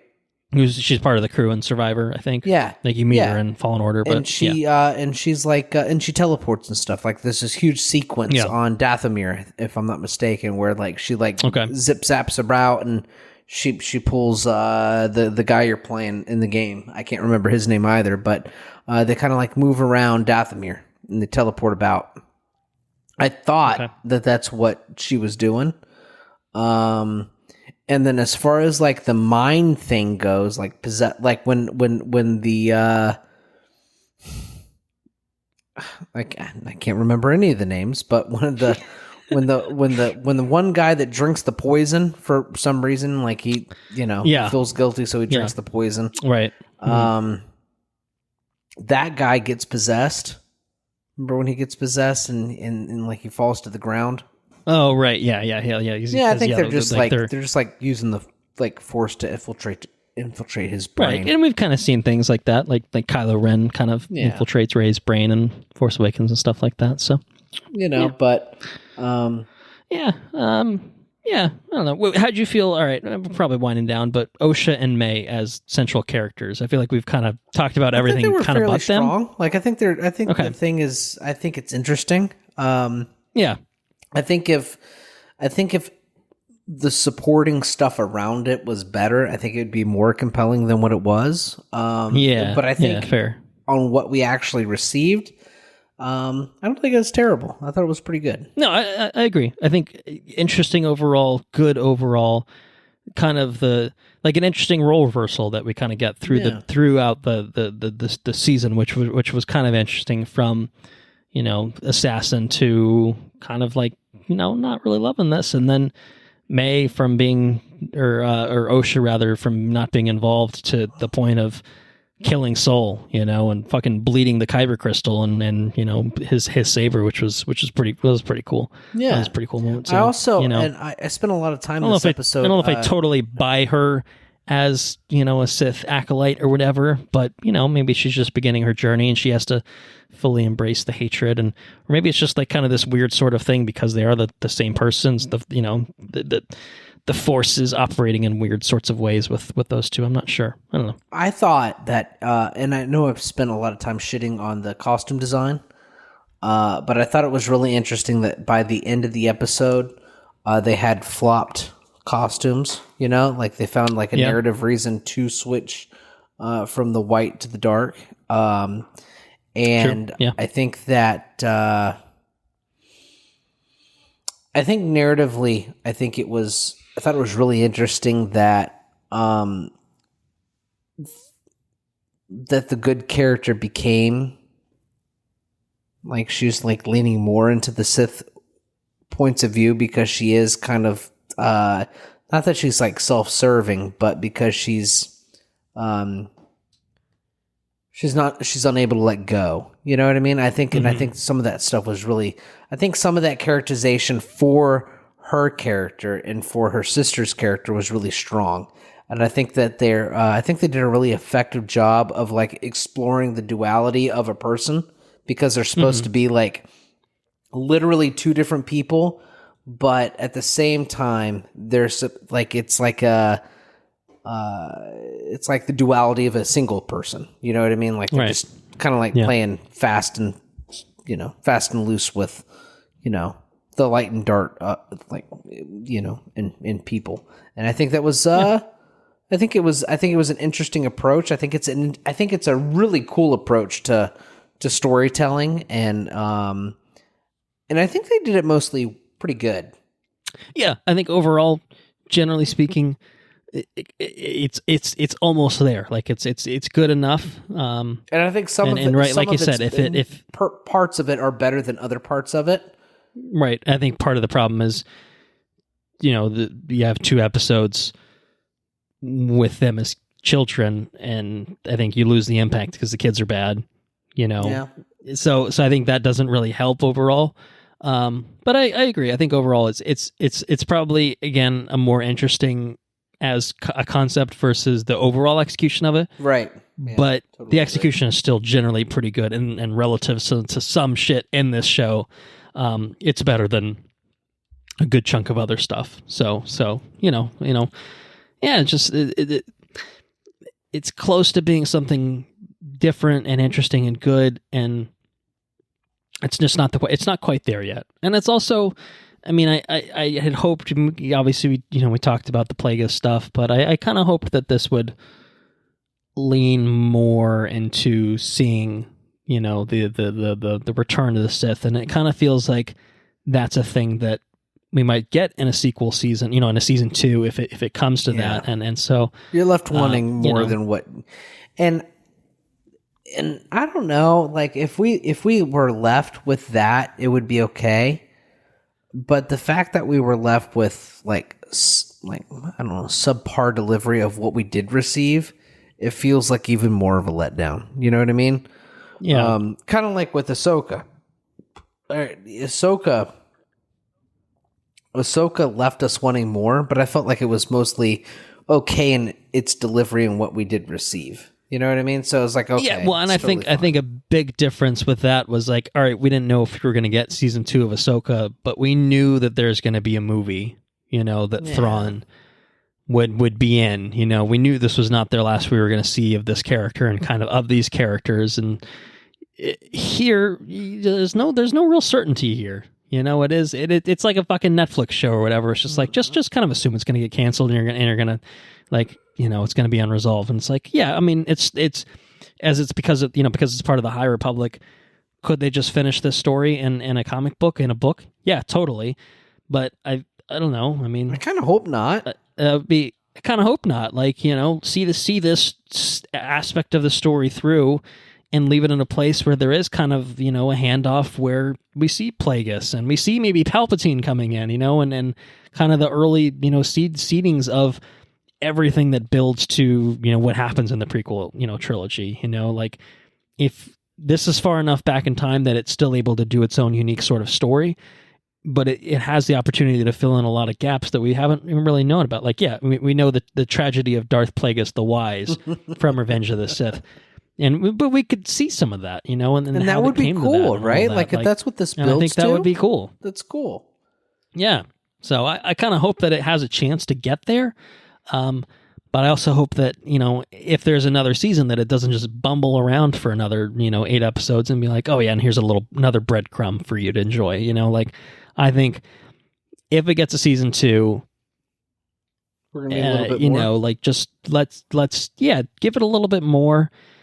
Pack in a little bit more to the episodes, and like just try to like leave it in a place where it's just like you're lucky to get number 2, do everything you can, and let the story be complete at that point. That's kind of what I would hope is give it another crack to like, it's clearly left in a place that is not intended to be a one and done.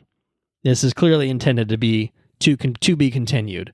There's the tease of Chimere, the stranger, like he's connected. He's a former Padawan of the Green Lady.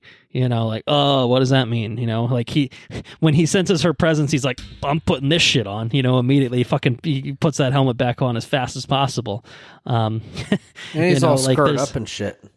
Yeah, like there's like things there's that cool like there's stuff. hanging threads. There's hanging threads that it should be picked up on, and May's mind wiped, but and Osha is now Sith adjacent. She's the Acolyte. I don't know. Like there was a way to end this story without it feeling like there was more story to be told, and it didn't do that. It approached it in a way that it feels like we have more story to tell. There is more to come. Like that's how it came across to me. So I think it would be, as it's true again with any show that just gets canceled, while they're mapping out things seasons in advance. If you just cut it off, when the story is half told, it just makes it that much more disappointing. It's like, oh, this could have been a really good movie, which would have had a beginning, middle, of an end, maybe a promise of things to come. It's like, I don't know, in a weird sort of way, like Solo was a movie that came out and it was just like, yeah, Maul's back, and Khaleesi is in league with him, and it's just like, yeah, we've had no follow up to that ever. Yeah. You know what I mean? It's just, it's weird. It's like, all right, like fine, that movie didn't make a lot of money. I get it. This obviously is a show that probably they spent a pretty penny on. It hasn't been overall super well received, but it's like, I don't know, see these fucking things through. You can afford to lose some money here and there. You're making enough money with most of your other Star Wars things. And like, if you make them better, you might even make some money. You know? Right, and that's at the end of the day. Maybe that's the lesson is like just do it right in the first place. Like not everything is going to be Andor quality, but if it's at least Mandalorian quality, like that's, or even Ahsoka quality, because I think Ahsoka overall is probably below Mandalorian cumulatively. Like then you're talking. You know what I mean? Like I think you're like that's good enough that you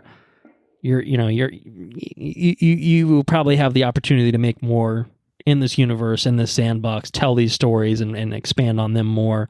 And then this one didn't quite hit that mark in terms of storytelling quality or anything like that. So I won't be surprised if this is the last that we see of the Acolyte, but I'll be back if there's more, glutton for punishment or whatever, but it wasn't that bad. It just could have been so much more, is how I feel about it. And that's always the bigger gut punch sometimes. That's always sometimes the bigger gut punch. That's sometimes the bigger gut punch is just the fact that, like, you wanted it to be something and it just ultimately did not deliver on that, So anyway, I think that might be it for me on the Acolyte. I don't know about you. I don't know if you have some other thoughts. Dude. All right. Well, why don't we leave it there? Why don't we leave it there and say that's what we have to say on the Acolyte? After stewing on it for a few weeks anyway. So yeah, well, what's going on over there? Hasn't been long since we recorded last, but curious if anything exciting is happening in your life. Buy any houses lately? Oh, no, that was me. Okay, anyway, sorry, go ahead. And yeah, no additional houses. But my baby child has finally began to take steps. I was giving the baby a hard time. I always say his legs are broken. I have a broken child because he is still not walking. Now he's very expressive. He communicates and he waves. Today he was picking out. Pick out your pig. You pick out the pig. Pick out your horse. Pick out your hippo. And he's picking out all the animals. Like I feel like he's got a real good brain. I think I got a good brain baby. Starting to work pretty good now. That little guy does not want to use his legs and his feet. Like he's almost like a Professor X. You know what I mean? Professor X. But today he was kind of like walking around and stuff. Which he took a couple steps. Is what I'll say. He took 5 or 6 steps, which is pretty cool. So we're inching our way to having a baby that likes to walk, potentially, maybe. What else have we done? Started the Matt Reeves doubled down on Batman on the Amazon. He's got Matt Reeves animated Batman deal. Caped Crusader.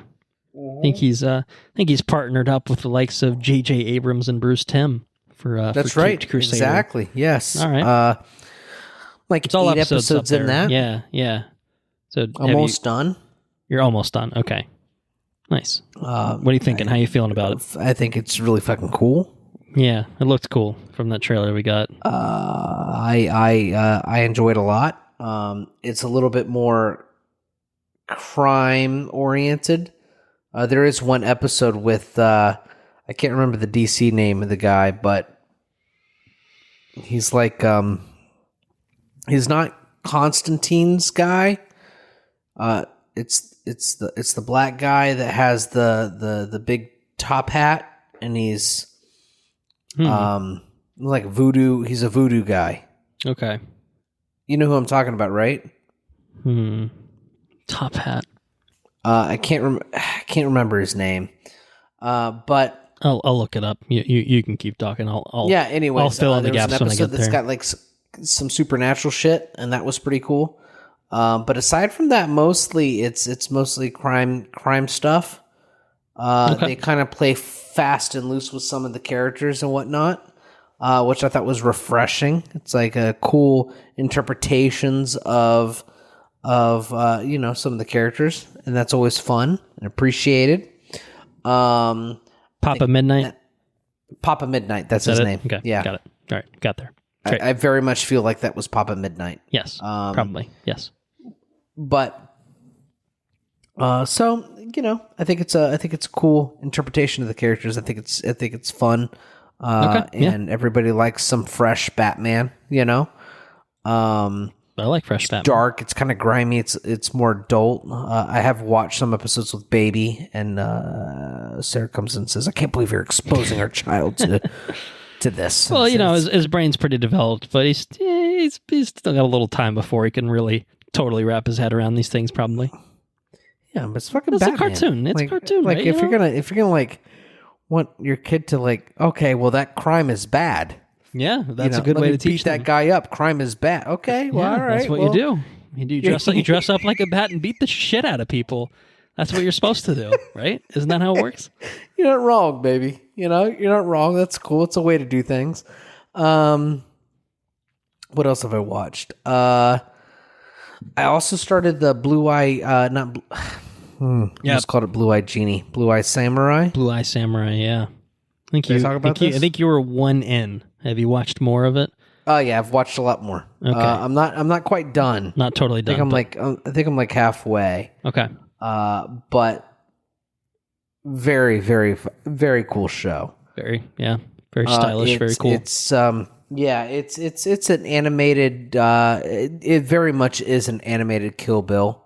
It's a revenge flick. It's not quite anime. It's you watching that with Baby in the room? That might be a little questionable. Draw the line there, Yeah. But it's real cool show. I'm excited to finish it. Very compelling story. They on the Netflix they say it's like Emmy nominated and stuff, so it's cool. Yeah, no, it's very good. Pretty celebrated. Yeah, so there's that. What else have we got? I finished The Boys. I don't know if I talked about that. I think talked about it. I don't know if you were done with it though. So how did this season stack up? It wasn't as I don't know. Not the best season yet or anything. Not the best season yet. I mean, it's very much like still The Boys. It felt like an uninspired continuation of the story, right? So it's kind of like, okay, well, no, we still got to kill Homelander, and yeah, he's still alive. Yep, we're doing this again. Exactly. Yeah, right. So it's kind of like one of those symptoms of, okay, well, we know this thing makes money. We're going to continue to make it and, find a way to perpetuate everything that we've started. Yeah. And that's, I mean, they did. Could The Boys ended on this season? You're right. Yes. Yeah. Okay. And it is only getting one more. So I think they are supposed to finish the mainline series with 5. So I think at least it maybe will actually speed towards the conclusion that is. Then this would have been and as needed. 5 or 6 or 7 season shows go. Then this would be a lull in the show, right? To get to where we need to be. Not the best, but it's different when the show is 5 seasons versus 12 seasons, and it's really dragging it out. Like no when to get out, So. Exactly. Yeah. So, all right. What else on my list to get around to eventually, but at some point. Before season 5. I'm gonna start watching Aliens. I haven't watched it yet. My sister-in-law's boyfriend has not seen the Alien or Aliens. Okay. So I might bring him on. He's got some recording equipment and everything. Okay. Might bring him on for a maybe a special guest for the little Alien Romulus action. Yeah. Okay. Sure. Do that. And but we've got to get caught up on. You got to get him up to speed. He's seen The Fingering of the Flute, and he's seen Prometheus. Well, that's right? just, it's the wrong way of doing things, but sure. Yeah, Prometheus. He's seen those, and he likes those. Okay, all right. Well, now show him the ones that are actually good. Right, like that was kind of my opinion. Well, if you enjoyed those, well, then you should really enjoy this because these are real good. So it's really funny that you said that, because that was kind of my opinion about it. Yeah, maybe said it in a nicer way, but we'll talk about it. Yeah, that sounds good. So, anyways, Looking we got a little forward bit to of time to prepare. That's coming around the corner. I think we're like maybe two-ish weeks away from it coming out, maybe a week and a half, something like that. AKA, it's probably out by the time you're listening to this, but Olympics. We haven't seen it yet. Been watching Olympics. I'm a Olympics. Peacock guy now, and I did watch Kung Fu Panda. The newest one. That's on. Never seen it. Or just the first one. Oh, you watched the first one. Okay, how was it? Never seen any of them. Yeah. It's got Jack Black, formerly of Tenacious D. It's pretty good. Yeah. I've seen I think the first 2 or 3. I didn't see the most recent one. I think came out earlier this year in theaters, but I think it's streaming now, so you can go through the whole series in order. That's pretty Peacock. Good. Skadoosh or whatever. Skadoosh, yeah. So that's fun. Watch that, and a lot of Olympics. So yeah, lots of Olympics. I've been long-winded. So that's all I've been up to. All right, very good. Well, in case you forgot, in terms of what I've been up to, I bought a house. So that's that's mostly what I've been up to is getting everything in order. We're doing a lot of packing. We've been just getting all of our ducks in a row, and so I can't remember how much I said or didn't say up top, but yeah, we've got some people coming in to do some work on the house for a couple of weeks, and then we will actually fully do the move of everything from our apartment, which we have through the end of August. So, it'll be a couple of weeks before we're really fully properly moved, at least, and then probably a couple of days from that point to get properly settled in. But looking forward to just being done with it all, packing, moving, settling in. I just want to live there. I want to be done with all that. But there's always some fun in decorating and figuring out how things are going to go. And yeah, totally. There's some joy of setting up a home theater and getting all the speakers wired and all that stuff. But I'm dreading unwiring them in the first place to get to that point. Setting it up. Yeah. Yeah. So we'll get there. We're actually heading up to Vermont for about a week and a half and just a few days while some of the work is being done on the house. I think, as Anna pointed out, it's kind of good because otherwise we'd be tempted to just be there all the time. Be like, oh, look, this isn't so cool. It's ours, so it'll be good. And so hopefully we'll get some nice weather up there. I think I told you at one some beach point, days in and stuff. So if I was closing, I'd have to just bring a sleeping bag and sleep on the floor. Yeah, I'd say this is the first day that we were able to get in, that it's officially ours.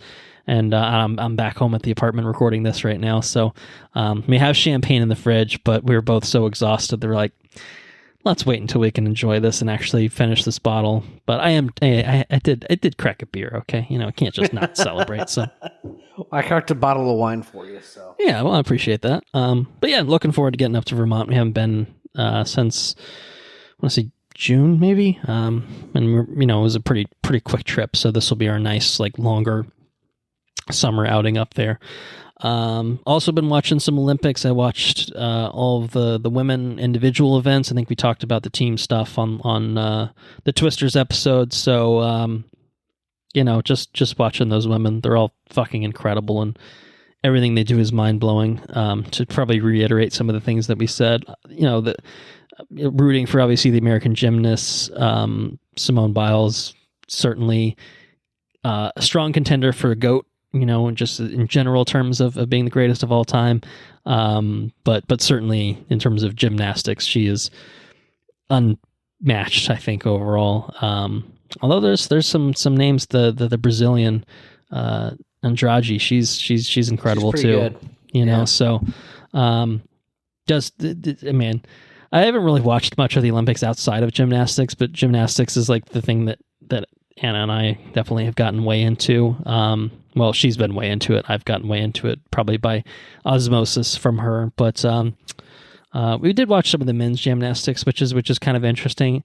You know, I feel like the women has like the artistic gymnastics where they do like the floor routines. Guys are just fucking jacked. The guys are just jacked and like, yeah, like look at me like fucking like swing myself around with just my arms. Or if I'm doing the floor routine, it's just like I'm just flipping around like a motherfucker. I'm like, all right, that's insane. Like you're all this is like everyone is. I mean, I understand it's the Olympics. It is the best of the best. That's kind of the point. But it's just I think insane. Olympics is the most pronounced, like it's the most on display. Totally. And I just like I can ride a bicycle 140 million kilometers.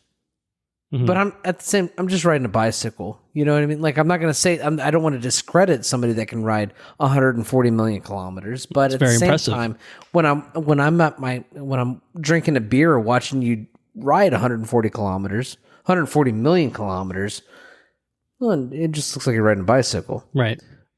It's not as impressive, but seeing people like accomplish these feats of strength and maneuverability and flexibility in ways, I'm like, how? What? How? You know? Yeah, how? Literally how? Smash my fucking face. There's no, like, I couldn't even get myself up in the first place to even try to stretch my body in these Olympics? No. We watched the pommel horse. We watched that, which is nuts. The rings. We watched a little bit of the rings. No, the rings are good. So trampoline is its own event in the Olympics, and there's a trampoline there, and they just flip. They jump on the trampoline and fucking flip. And sounds awesome. It's pretty fucking cool. Yeah. Not gonna lie. They just endlessly spin. And that was pretty cool. I watched that. I watched ping pong. Mm-hmm. You watched ping pong? No ping pong for me. No. It was the first time in like 20 years that it wasn't China versus China in the ping pong. Oh, and like the finals?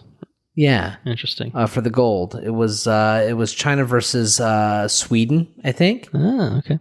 It was intense as fuck, dude. They were like, I think at one point they were like, 30 feet away from the table, just slinging this ping pong ball. That's the same thing, though. Nuts. Like I can play ping pong, but to that level of skill is just, it's insane. It's fucking ping pong, but like, you know, like clearly insane. It's so much more than that, you know? So insane. Olympics, good fun. I really enjoy it. Get into it. You know, again, like I said, I think the last episode, you kind of forget about it. And then when it comes back around, you're just fucking all in. You know, yeah, all the stuff we watched. Clay's shooting, yeah. The pistol shooting. We watched the air pistol guy, the guy from Turkey. You seen that guy? Mm-hmm. I think we talked about him a little bit. Oh yeah. He's an inspiration. He's cool. Yeah. We were watching. Put the baby down today. We were watching the horses jump over the. Okay. Okay. They were jumping over like hurdles and stuff. Right. That was cool. Yeah. Yeah. So, anyways, cool shit, man. Olympics is pretty awesome. Pretty awesome. Other than that, wrapping up on my end, finished House of the Dragon finale aired this past Sunday, just a couple days ago from when we were recording. Yeah, I mean, I'll save my thoughts on it for either a full episode if you happen to watch 8 episodes in sequence, or we can just talk about it at some other point. I'll leave it here since it's pretty recent, and I'd at least be curious to get Enrique's thoughts on it, because we're going to hopefully have him on for an episode soon. But it was an interesting finale, I'll say. So I'll leave it there. I will say it is not an ending to a season that makes me want to say to you, "Oh, holy fuck, dude, you got to catch up." It kind of makes me. Oh, that's not good. Yeah, I'm saying the wrong things. Like, you should catch up, but also don't get too excited. Hedge your, it's not what I wouldn't hear at all. I don't think it was a bad season. I think it maybe could constitute a generally overall good season, but it ended it in a weird fucking place. Let's put it that way. Weird is better than outright bad. So, yeah. I mean, it's a finale that didn't feel like a finale. Let's put it that way. So it's a finale because it was the last episode in the season. It was not a finale because it was full of big things happening and setting up things for the next season. So that's kind of, but again, we'll get into it a little bit more. And, you know, if you happen to make your way through it and we get a chance to talk about it, obviously we can flesh that out. But, and being purposefully cagey because we're pretty, well, it's kind of silly. You and I are not that far removed from the finale airing, but obviously by the time this is up for most people, it will have been some time. So, but either way, I think I'll save it for at least the next episode, maybe get into it a little bit more specifically, but you know, what I meant to say is, oh dude, it's so good. You got to watch it. So, check it out. We started, I started for the first time in my life watching a television series called Lost, which is, Anna's favorite TV show of all time, which, only 3 episodes in.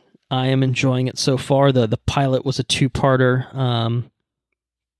Everything seems to be pretty intriguing so far. There's some mysteries, you know. It's J.J. Abrams and I think some others in kind of joint, but I'm enjoying it so far. I'm liking it. I feel like the daunting thing about going into a show like Lost is, you know, it has some baggage, obviously, because people on the internet have thoughts about a show like Lost. But I think the bigger thing is like, oh my God, it's 24 episodes of content for like 3 seasons. And I think the seasons 4, 5, and 6 are shorter, but it is like, oh my God, it's 100 episodes or whatever times 45 minutes. Like, holy fuck, I'm going to be watching this shit for months and months and months. But I don't know. I'm surprised that for a show that is going to have like 20 plus episodes in a season, I'm only 3 in, but I am finding it to be pretty well paced and like every time I finished an episode, I felt like I could watch another one right now, which is good, you know. It's like Grey's Anatomy. Right. Right. That's a good comparison of just like, there's just so many fucking episodes in any given season. Like, it's just so much. Like, you're going to be watching Grey's for the next year, probably. Like, I might be watching Lost for the next like 6 months, you know, possibly too. So I say that because Grey's is 300 seasons, in case you hadn't realized. So it's a lot. It's a lot. I'm waiting for the core cast. So that's something in the catching up section that when the core cast goes bye, you might go bye too. Yeah, we still have core cast, so you know we're still sticking around. You know, so we'll see what happens. Yeah. Anyway, last thing for me, picked up a video game called College Football 25. I've heard about this. Pretty fun. You know, once upon a time, I feel like you wouldn't have cared so much, but I think I care now. Know, since you met your wife, I think you've become a little bit more invested in college football and stuff. So, you know, it's fun. I mean, is this a game that we could play together? It is a game we could play together. How do we play together? What would we do? So there's a couple different things you could do. You could do head-to-head matchups, you know, where you just play against each other. Something that I used to do with Jordan, my brother, back in the day, because this is the first college football game that's been out in like a decade. There was a lot of legal issues involved because they weren't paying their fucking players. Correct. Like, they were kind of making fake versions of players without their names, but then there was kind of or are they actually kind of using likenesses for people that they're not legally allowed to use likenesses from? And then now that all that has been kind of sorted out, because you're allowed to pay college football players, you know, to play now, and they can get obviously the sponsorships and stuff like that. So there was a legal kind of avenue to making this game again. So yeah, you could play head to head, or what I used to do back in the day was you can do like a shared dynasty where you play as one team and then someone else plays as another team, and you're in a whole league of as many, you know, or like 10 people if you wanted it to be, where I could be Florida, you could be Georgia, and we just control our teams throughout our schedule. And if you play 2 teams that play each other every year, then there's always going to be a game in a season where you do play head-to-head. So it's kind of like a single player mixed with a... Yeah, so, for the most part, you're kind of competing against each other for recruiting, and stuff like that, and you have your one game against each other, and then, I don't know, maybe you might both make the playoffs and find yourself playing against each other in the playoffs or the Natty, stuff like that. So that's another way that you can kind of play it. I think there are other kind of modes and the stuff, but in the game, like there's like a mode where you can make a player and, you follow them, through their college career, blah, blah, blah. But I think that's like a more single player-y type thing as far as I know. So yeah, there are ways to play. and it plays like any football game. You played Madden back in the day, or NFL Blitz. Yeah, it's a little less similar to NFL Blitz. It's a little bit more realistic than that. But same basic concept. Each button gets mapped to a receiver. You throw it to a receiver, call it a day. You're good. So yeah, it's fun though. So I enjoy it. I've missed a good football game. I've had MLB The Show like every other year, and that's kind of satiated my sports game fix. But having college football is my favorite sport, generally speaking. I think I don't know. I guess baseball is probably still my favorite sport overall, but something about college football just gets me the most excited. Cool. Like baseball, you get 160 games, so you can't get too fucking hyped about every episode or every about every game, because it's just hard to sustain that for so long. But college football, every game fucking matters, in such a way that like baseball, it's like you're expected to lose a good chunk of your games and you'll be fine. College football, you lose one game, all right, you might get a chance. You lose 2 games, all right, you're it's an uphill battle. You lose 3 games, now your season's fucked. You know what I mean? So it's like in terms of like playoff stuff. Although expanded playoffs coming out, and so I don't know. Big college football fan. Playing this game gets me pretty hyped for things to come. As a Florida Gators fan, I'm a little scared for the season at the same time. But hey, we'll see what happens. Anything can happen in college football. Well, maybe I'll pick it up. Maybe I'll pick it up, and then your brother can occupy his Texas. I texted him because Texas is in the SEC now. We could all be in the same conference. Oh my goodness! Yeah. And then I think Sarah could get behind that too. Hey, listen, it's our night to play Colton fucking college football. Florida, Georgia. She'll probably crack open a bottle of wine and put on her jersey, and we'll see what we can do. Yeah, we'll see what happens. But yeah, no, it could be fun. It could be fun. I'd be down for that. Yeah. So, anyway, that's all I've been up to. Cool. Lots of house stuff to deal with. Vermont stuff. Looking forward to getting away for a little bit, but lots of things happening. So yeah. All right. Well, let's leave it there. Let's wrap things up, and I'll say thank you all for listening. If you enjoyed what you heard, please spread the word. We are on Patreon at patreon.com/watchreview-repeat. You can get early access to all of our regular episodes, as well as timed exclusive access to bonus episodes. Bonus episodes like what we wanted to do with X-Men, but aren't going to be able to do. But as I said, I think on the Twisters episode, Andrew and I have watched some X-Men movies, some Wolverine movies, some Deadpool movies. You've watched some. I've watched some. So collectively we will address those things, I think, when we talk about Deadpool. When we talk about Deadpool and Wolverine, which will be very soon, I hope.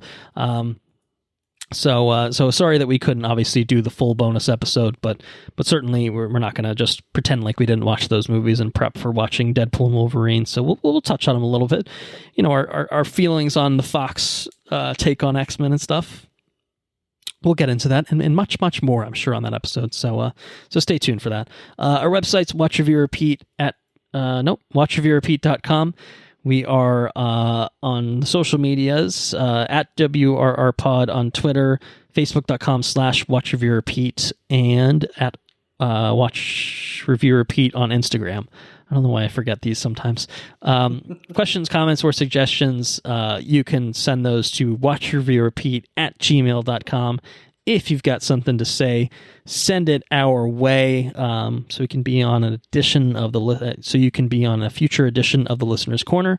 Deadpool and Wolverine thoughts, Twisters thoughts, Acolyte thoughts. Maybe you hated this show. Love to hear about it. Or you can comment on the YouTube version of this episode, and we'll get back to it. We'll see if you say anything worthwhile. We'll respond to them on a future episode. Yeah, we try to be fair. We try to, embrace all opinions and thoughts for the most part. We can still make fun of them, and say that they're fucking stupid and asinine. But that's what we can do. We can do that. Our intro and outro check. It is Mechanolith by Kevin MacLeod at Incompetech.com, which is licensed under the Creative Commons by Attribution 3.0 license. And our next episode, we've kind of teed it up already. It's going to be Deadpool and Wolverine. Bub. Excited? It was one of your double feature movies that you saw alongside Twisters. I've seen it twice. I've seen it twice now. And I've got things to say on it. Our hope is obviously to have our resident Marvel expert Enrique Jaime in the virtual room with us to talk about it as well. So it's just a matter of getting everyone's schedules lined up. Busy with house moving. You're busy with work life. Keeping everyone happy, being a dad, being a husband, all these sorts of things. And he's a fucking doctor. So, we all got lives to live. And so, We're all busy people. And he's also a husband, and I'm also a husband. So, we were all busy, but, we will make it happen. It's just a question of when. So look forward to our coverage. It's going to happen at some point. Hopefully before the end of August, it'll be up, but we'll make it happen. So, yeah. All right. Well, I guess that's that. Andrew, why don't you take everyone out? Take care now. Bye then. The power of one, the power of many. Later's on the mid.